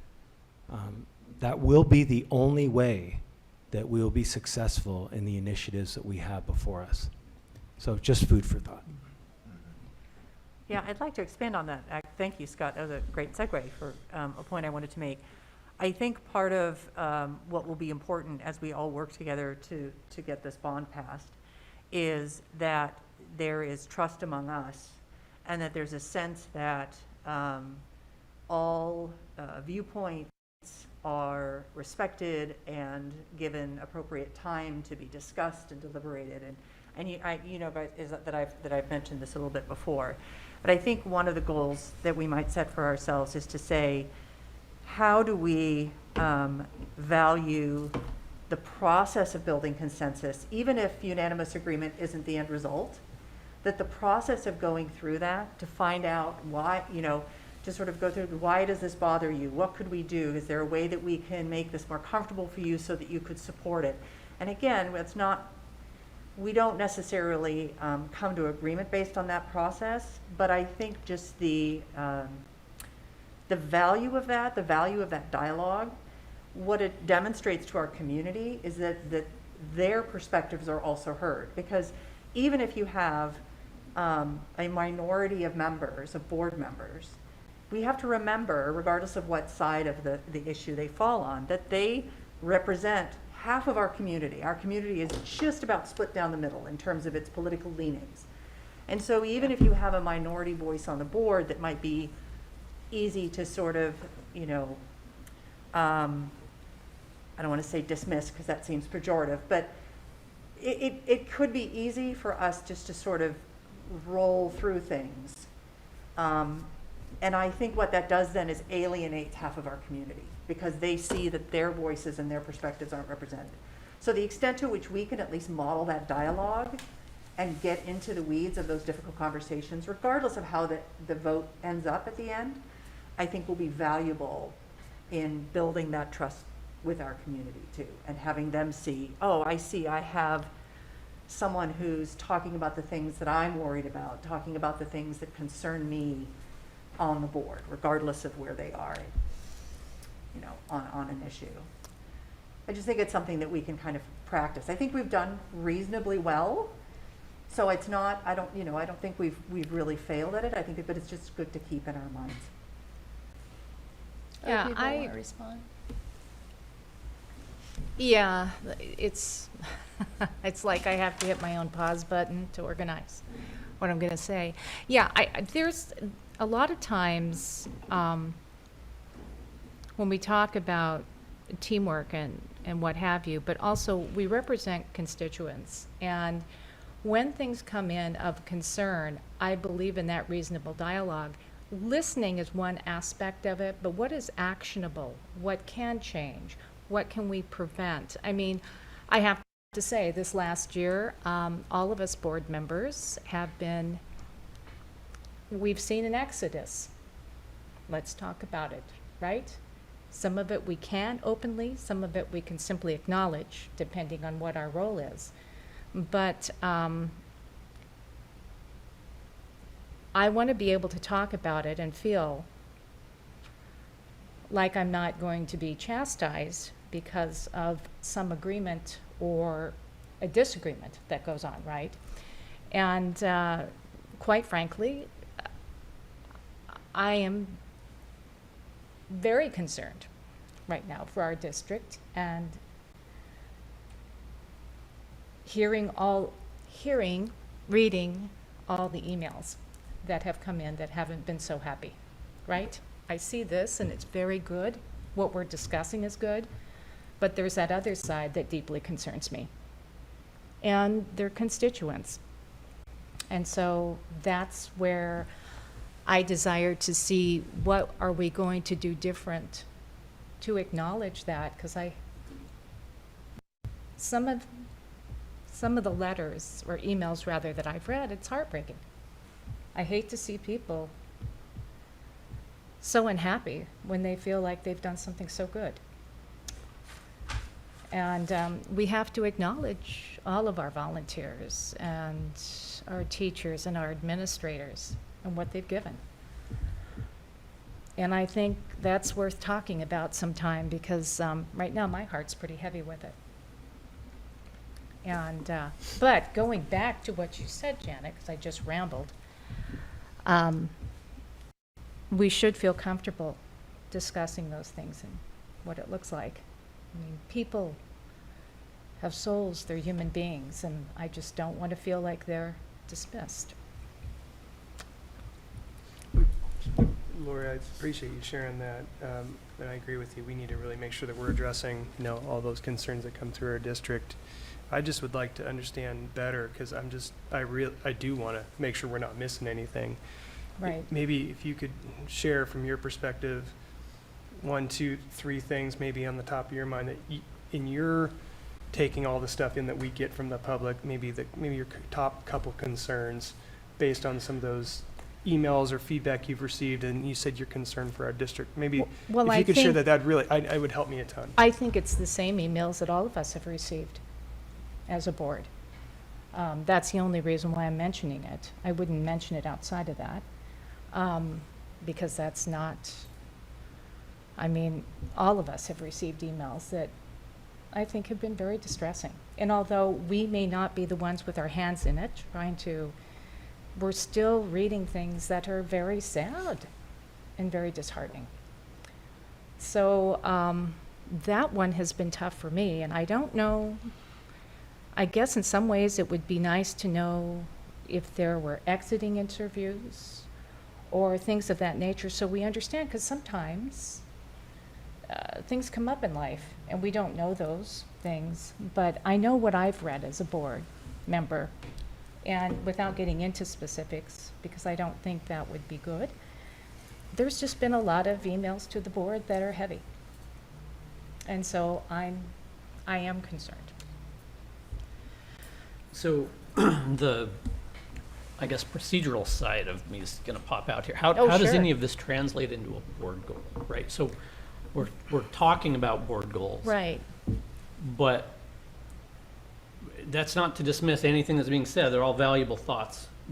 But I'm trying to wrap my head around, Janet or Lori, either one of you, how your concerns could possibly translate into a board goal, or how, what you would like to see the board do differently, because we are a procedural body, right? Right. This isn't, a counseling session. This is a No, procedural body. no, We're no. elected, we do No, no. stuff, right? So how does that translate into a specific goal or two that we would ultimately adopt, right? Maybe that's the question rattling around in my head while this conversation is happening. I think conceptually acknowledging the people that have done very positive things for our district. I don't know, I don't want to go too deep, and I don't want to reveal anything that maybe I shouldn't, but all of us, I think, know as board members, we've really gotten a lot of emails. And I wonder sometimes if all we can do is acknowledge them or not respond to them, because it's not our job.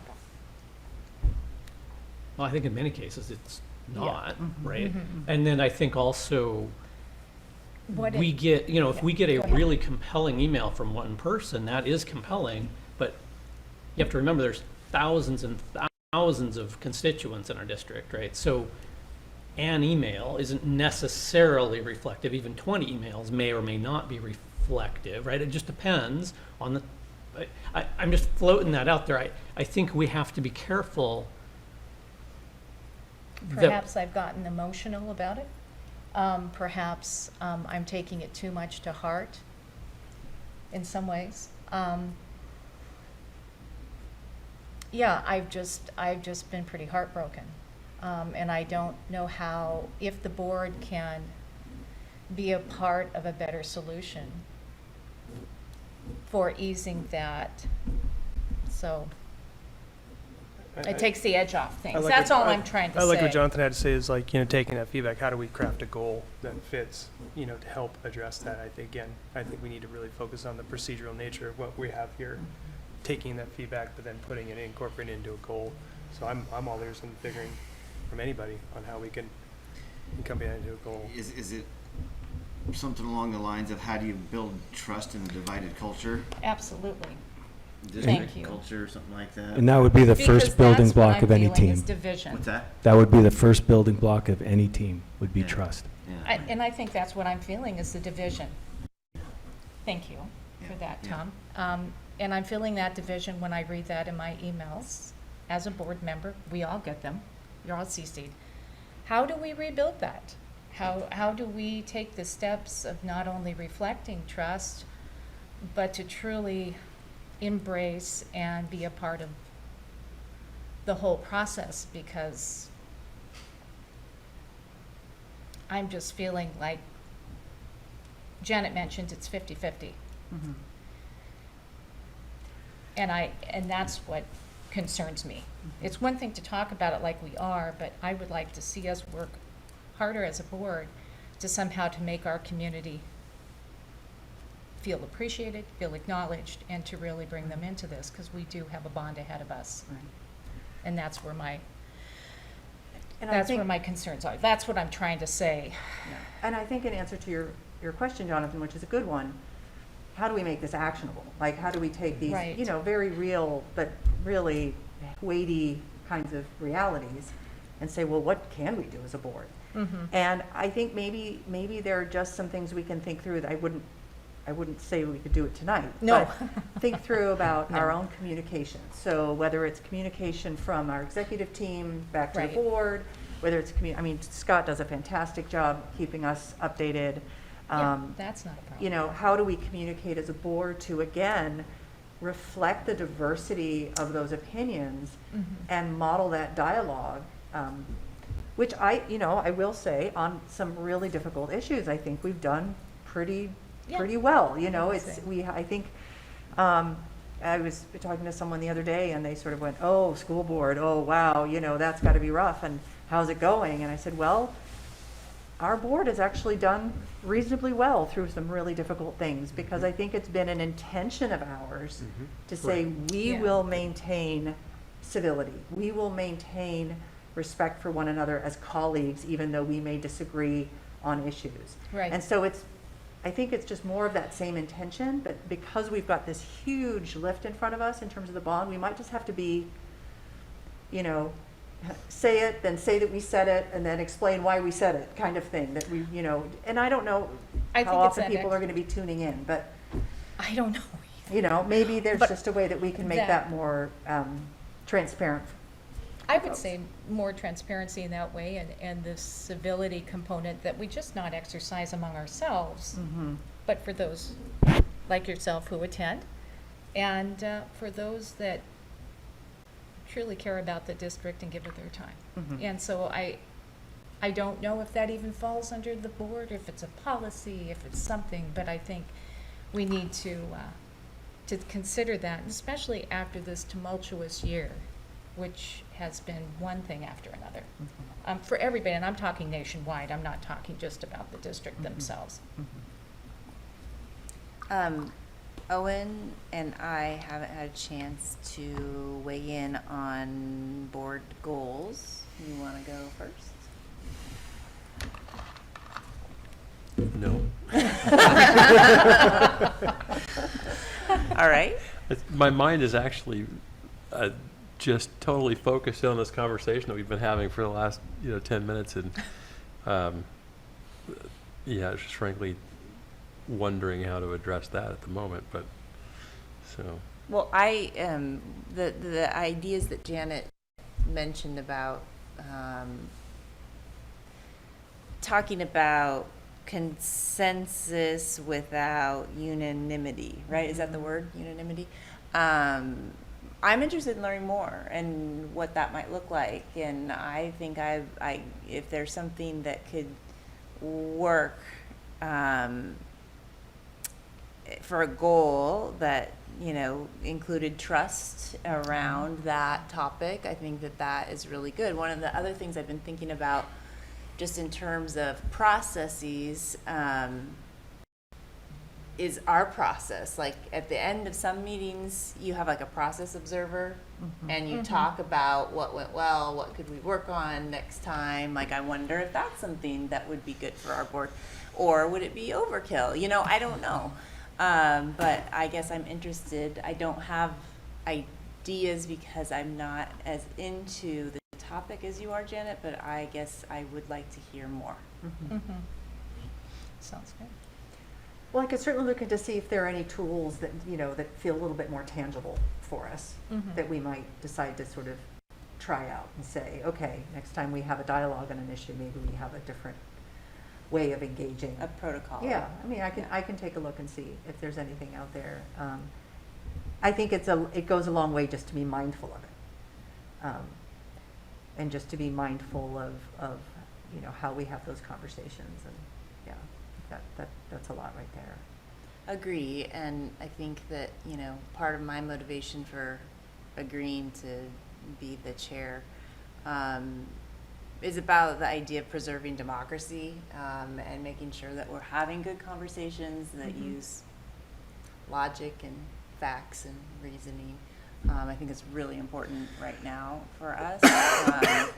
And it might take a little more time. And, you know, I'm also, I like efficiency too. So there's a rub there sometimes, but sometimes taking a little more time to do something has dividends down the road, like in building trust. So I'm for that. So anything else that we want to, everybody's had a chance to talk, maybe Owen, maybe not, but if anybody wants to say something else, now's the time. Well, board goals are typically, if adopted as a specific board goal, towards board development. So they would tend to be along the lines of education or specific practices that you're implementing. You could go with the bond side of that, Tom, but I think that's more of a district goal, right? Yeah. So typically, board goals would be very specific to board development, much like what we heard for feedback for Scott regarding superintendent goals, which are, that's great, but they shouldn't just be the district goals, they should be specific to you and to how, right? So we kind of got that feedback. And I mean, I'm open to establishing, I think Tom's point about few is better. We should have a few and try to actually do them well, right? But to what those are, I don't have any specific ideas. Well, like some, I don't know, maybe there's things we can do better to, you know, maybe there's some trainings or some seminars, we can do that will help us communicate better, and that serves us as we present this this bond, kind of a thing. Right. Well, I think that kind of tools that help point toward that goal. Because trust is part of moving towards the goal. Well, a lot of this kind of falls under the category of team building. And I know, you know, team building is not really a specific goal, but there's a lot we could do around team building, you know, within that. Right. Just to facilitate all those skills amongst each other. Well, Right. and I mean, that sounds a lot like what Scott Scott wants has to do with planned us. for us. So. Right. Yeah. No, it does. Have you all received your book yet? Yes. You have, and New York Times bestseller. It's absolutely excellent, very readable, very usable. Day one of the Leadership Institute will be focused on. And we have to read the concepts whole there. thing this time, You do. right? I have It's not not that It's a received quick it. read. Oh, you I didn't? got it in the mail yesterday. Oh, really? It has not arrived today. I really like the honing in, and I keep hearing everybody's thoughts on it too, about the whole idea of teamwork. And Janet, I'll agree with you. I think over the last year, I think the climate has shifted much for the better within our board. While we all may not always agree, there's always professionalism. There's always respect. I think we've done a great job of navigating really hard circumstances, hard conversations, hard public comment, right? And I think we've navigated it with grace, with understanding. But we can always do better, right? It's that whole good to great model, right? We're doing a good job, but we can always find ways to do better. I think the hard part for us too is and I'll hone in on communication. Effective teams communicate effectively, right? We're under subjective laws by the state of Oregon in terms of public meeting. So it's difficult sometimes for us to communicate, even different than Scott would communicate with his principals or his leadership team, right? Maybe understanding and kind of going along what you said about training or about maybe a little refresher on the do's and don'ts, not necessarily in broad communication. I think we understand that, what can and can't do, and, you know, emails and public meeting law and that kind of thing. But, you know, okay, if Jennifer and I want to have a conversation about something, you know, that's not necessarily taking care of board business, but maybe we had a disagreement, we need to get a better understanding of one another. I don't think there's any law forbidding that. No, one-to-one, there's not. One-to-one, you know, Tom, you and me had a disagreement. I need to be able to say, look, Tom, I think I ticked you off. Yeah. Let's have a conversation, Right. right? And I think we need to be able to do a better job of fostering that within our board. We may not agree, or maybe somebody perceives something at a meeting going, gosh, I didn't understand what you were saying there. I feel like maybe something I said upset you, or gosh, maybe something I said, you know, you didn't really listen to. I think we should have the liberty to one-on-one have those conversations. That will only build our team better. Oh, well, it's in our working agreement. I Yeah. mean, we're supposed to reach out individually when there's a concern like I just think that. with that, putting that into practice somehow would just take our teamwork better, to not be afraid to communicate. 'Cause I think, you know, I am. I'm like, oh gosh, if I'm sending an email, is this wrong? Or, you know, being, especially on that one-on-one level, I think we're taking another step now that we've gotten to know each other last year, that, hey, these one-on-one conversations, I think should be welcomed and fostered, so. Well, I think my concern was more for the public, not for the board. I mean, I don't have a concern necessarily with anything. The board, I think we've been very civil and very level. But sometimes how we are personified, or how the public sees us, I think, and how we embrace them with that trust, to me is real important right now, as we're coming out of so much. One thing that I will say that, again, I got from the OSBA meetings over the weekend, one of the guys, the presenters from OSBA, said a board meeting is not an outreach tool. It's about getting business done. But outreach is also important, you know, but I'm not sure that that's our But it can't be a lane, goal. you Yeah. know? It's not our lane, that's the superintendent's. So anyway, I don't know, I think that's a hard thing. That's a hard one, yeah. Yeah. And we've done some and some. I mean, we have tried to be efficient. We've also done some outreach type of conversations, maybe for only the purpose of having some outreach. But but it's a great point. And it also reminds me, we need to not forget our board superintendent working agreement, which we ought to also make sure we're all in alignment with again, right? That's supposed to be reviewed annually. So that's I think we're planning July on work next session. meeting. Yeah. great. So Yeah, and I have a bunch of other things too that are on my list that I want to make sure we revisit, like our agenda order, and I'd like to clean up this public comment thing. It's really long. Condense it down. So with your permission, you know, I'd like to work on that a little bit. You So I will think get no maybe argument from me. we'll have a bunch of those little housekeeping things maybe. And so feel free to suggest things for agenda items like that. Is there a typically a time when we need to have our goals defined? This is our discussion for Okay. right now. We Yeah. can make a goal. I mean, we can Yeah, make no. a goal to have a goal. Well, I know, do we? Well, I mean, That's the other the thing. theme, the theme I'm hearing is communications related. Yeah. And I think, you know, It is. when the leadership team meets for the next,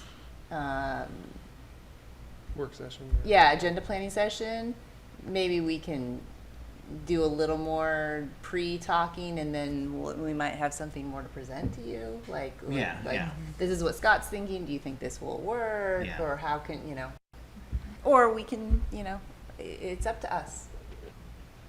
But yeah, I agree with you, communication, trust, that's what the theme is in our discussion here. I would just encourage you as a board to not focus on the symptoms, focus on the actual cause. And so the two are totally different. Those two, communication and trust, are two very important parts of teamwork. Which is the topic of the book. Okay, so moving on, school safety, we kind of discussed, had a little bit of a discussion in our question period, but is there anything else that we want to talk about regarding school safety? my issues were brought up earlier. And I would say that the lockdown thing definitely is anxiety provoking for some students. There's just no way around that. We generally practice once a year, and kids know the drill because they've been doing it since they were in preschool. And I don't know if there's any research out there on, I mean, I hear what Leslie was saying about the best practices, but I wonder, you know, if they're looking at the psychological and emotional point of view of that. But it is a real thing, and not for every kid, right? But for some kids, it is anxiety provoking. Well, and they're never convenient. So we're talking about like a crisis happening at lunchtime or during drop-off or pickup, you know, when kids aren't necessarily in class. So, you know, when we train for kids just being in class, that's just one of many different scenarios that, so you're right. Yeah, like if something happens when kids are in the hallway, they think they have to be with their teacher, and it's like, no, you need to get to the closest spot, you know, and that's, it's tough. All right, well, it seems like we're done with that. Now we are gonna proceed to our second public comment. Peggy, would you like to? Really hard So Peggy, the 3-minute time frame, you're just speaking for yourself? Oh, yeah. Okay, because you get 5 if you're speaking for a group. Extra time for having my name's Peggy Hart. I live here in Silverton. I have listened to 5 or 6 different. Can you hear me? Yeah. Topics, but on the last one, the 50-50 issue, you guys are great, and I think you should look at it from a little different point of view as an opportunity to strengthen those bonds over the disagreements, because you always have been very gracious and respectful of each other and the public. And I was just listening to yesterday a unnamed candidate for Congress who talked about how in Malheur and in Klamath that the community had already worked together. The two sides had already wrestled with the water issue and whatever was going on in Malheur a couple years ago. So when people came in trying to exploit a circumstance, and you guys have handled this super well, that if people are being brought in with the intention of using the board for some other purpose, you guys have handled it really well. And I think the point that was made yesterday was that if you worked through these things together, then you have the strength to basically say, we are working on it, we will listen to each other, listen respectfully, but not, I mean, the reason I'm here is to sort of present possibly another side, because I don't have friends who are like organized. They all agree with me, but we're not organized. Anyway, that's a comment about it. And so another thing as far as a goal, being from the outside, the first thing I said when I came here in October was it was surprising, or said to myself, I'm not sure to you,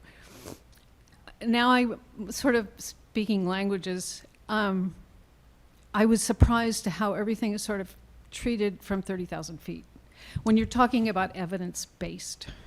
And this has to do with the bond as well, because we had some conversations with some people who were complaining about schools and stuff.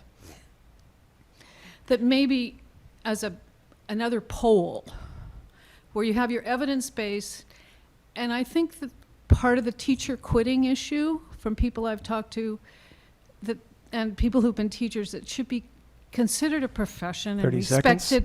I'm going to keep talking. Respected as a profession, and the flexibility of the teacher within the classroom in relation to standards and stuff. That maybe that professionalism and respect for the teachers could be a pole that would be in tension with all this data and all those managerial challenges that you guys have to deal with. And I have other things to say, but I guess I've run out of time. That's time. You can always email us. Oh, right. No, I mean, I just think maybe with the gun safety, you should involve the PTA. And there's other things, but I can't remember them. Thank you so much. Thank you, Peggy. Yeah, Thank you. take care. Thank you. All I don't right, know how to turn this off, so. it's fine. Thank you. Future agenda item request. Do we have any other ideas for agenda items that haven't been addressed? Sounds like we have lots of plans. That's happening. All right, then with that, I think we will adjourn. Thank you. Thank Thank you. you. Thank you. Thanks.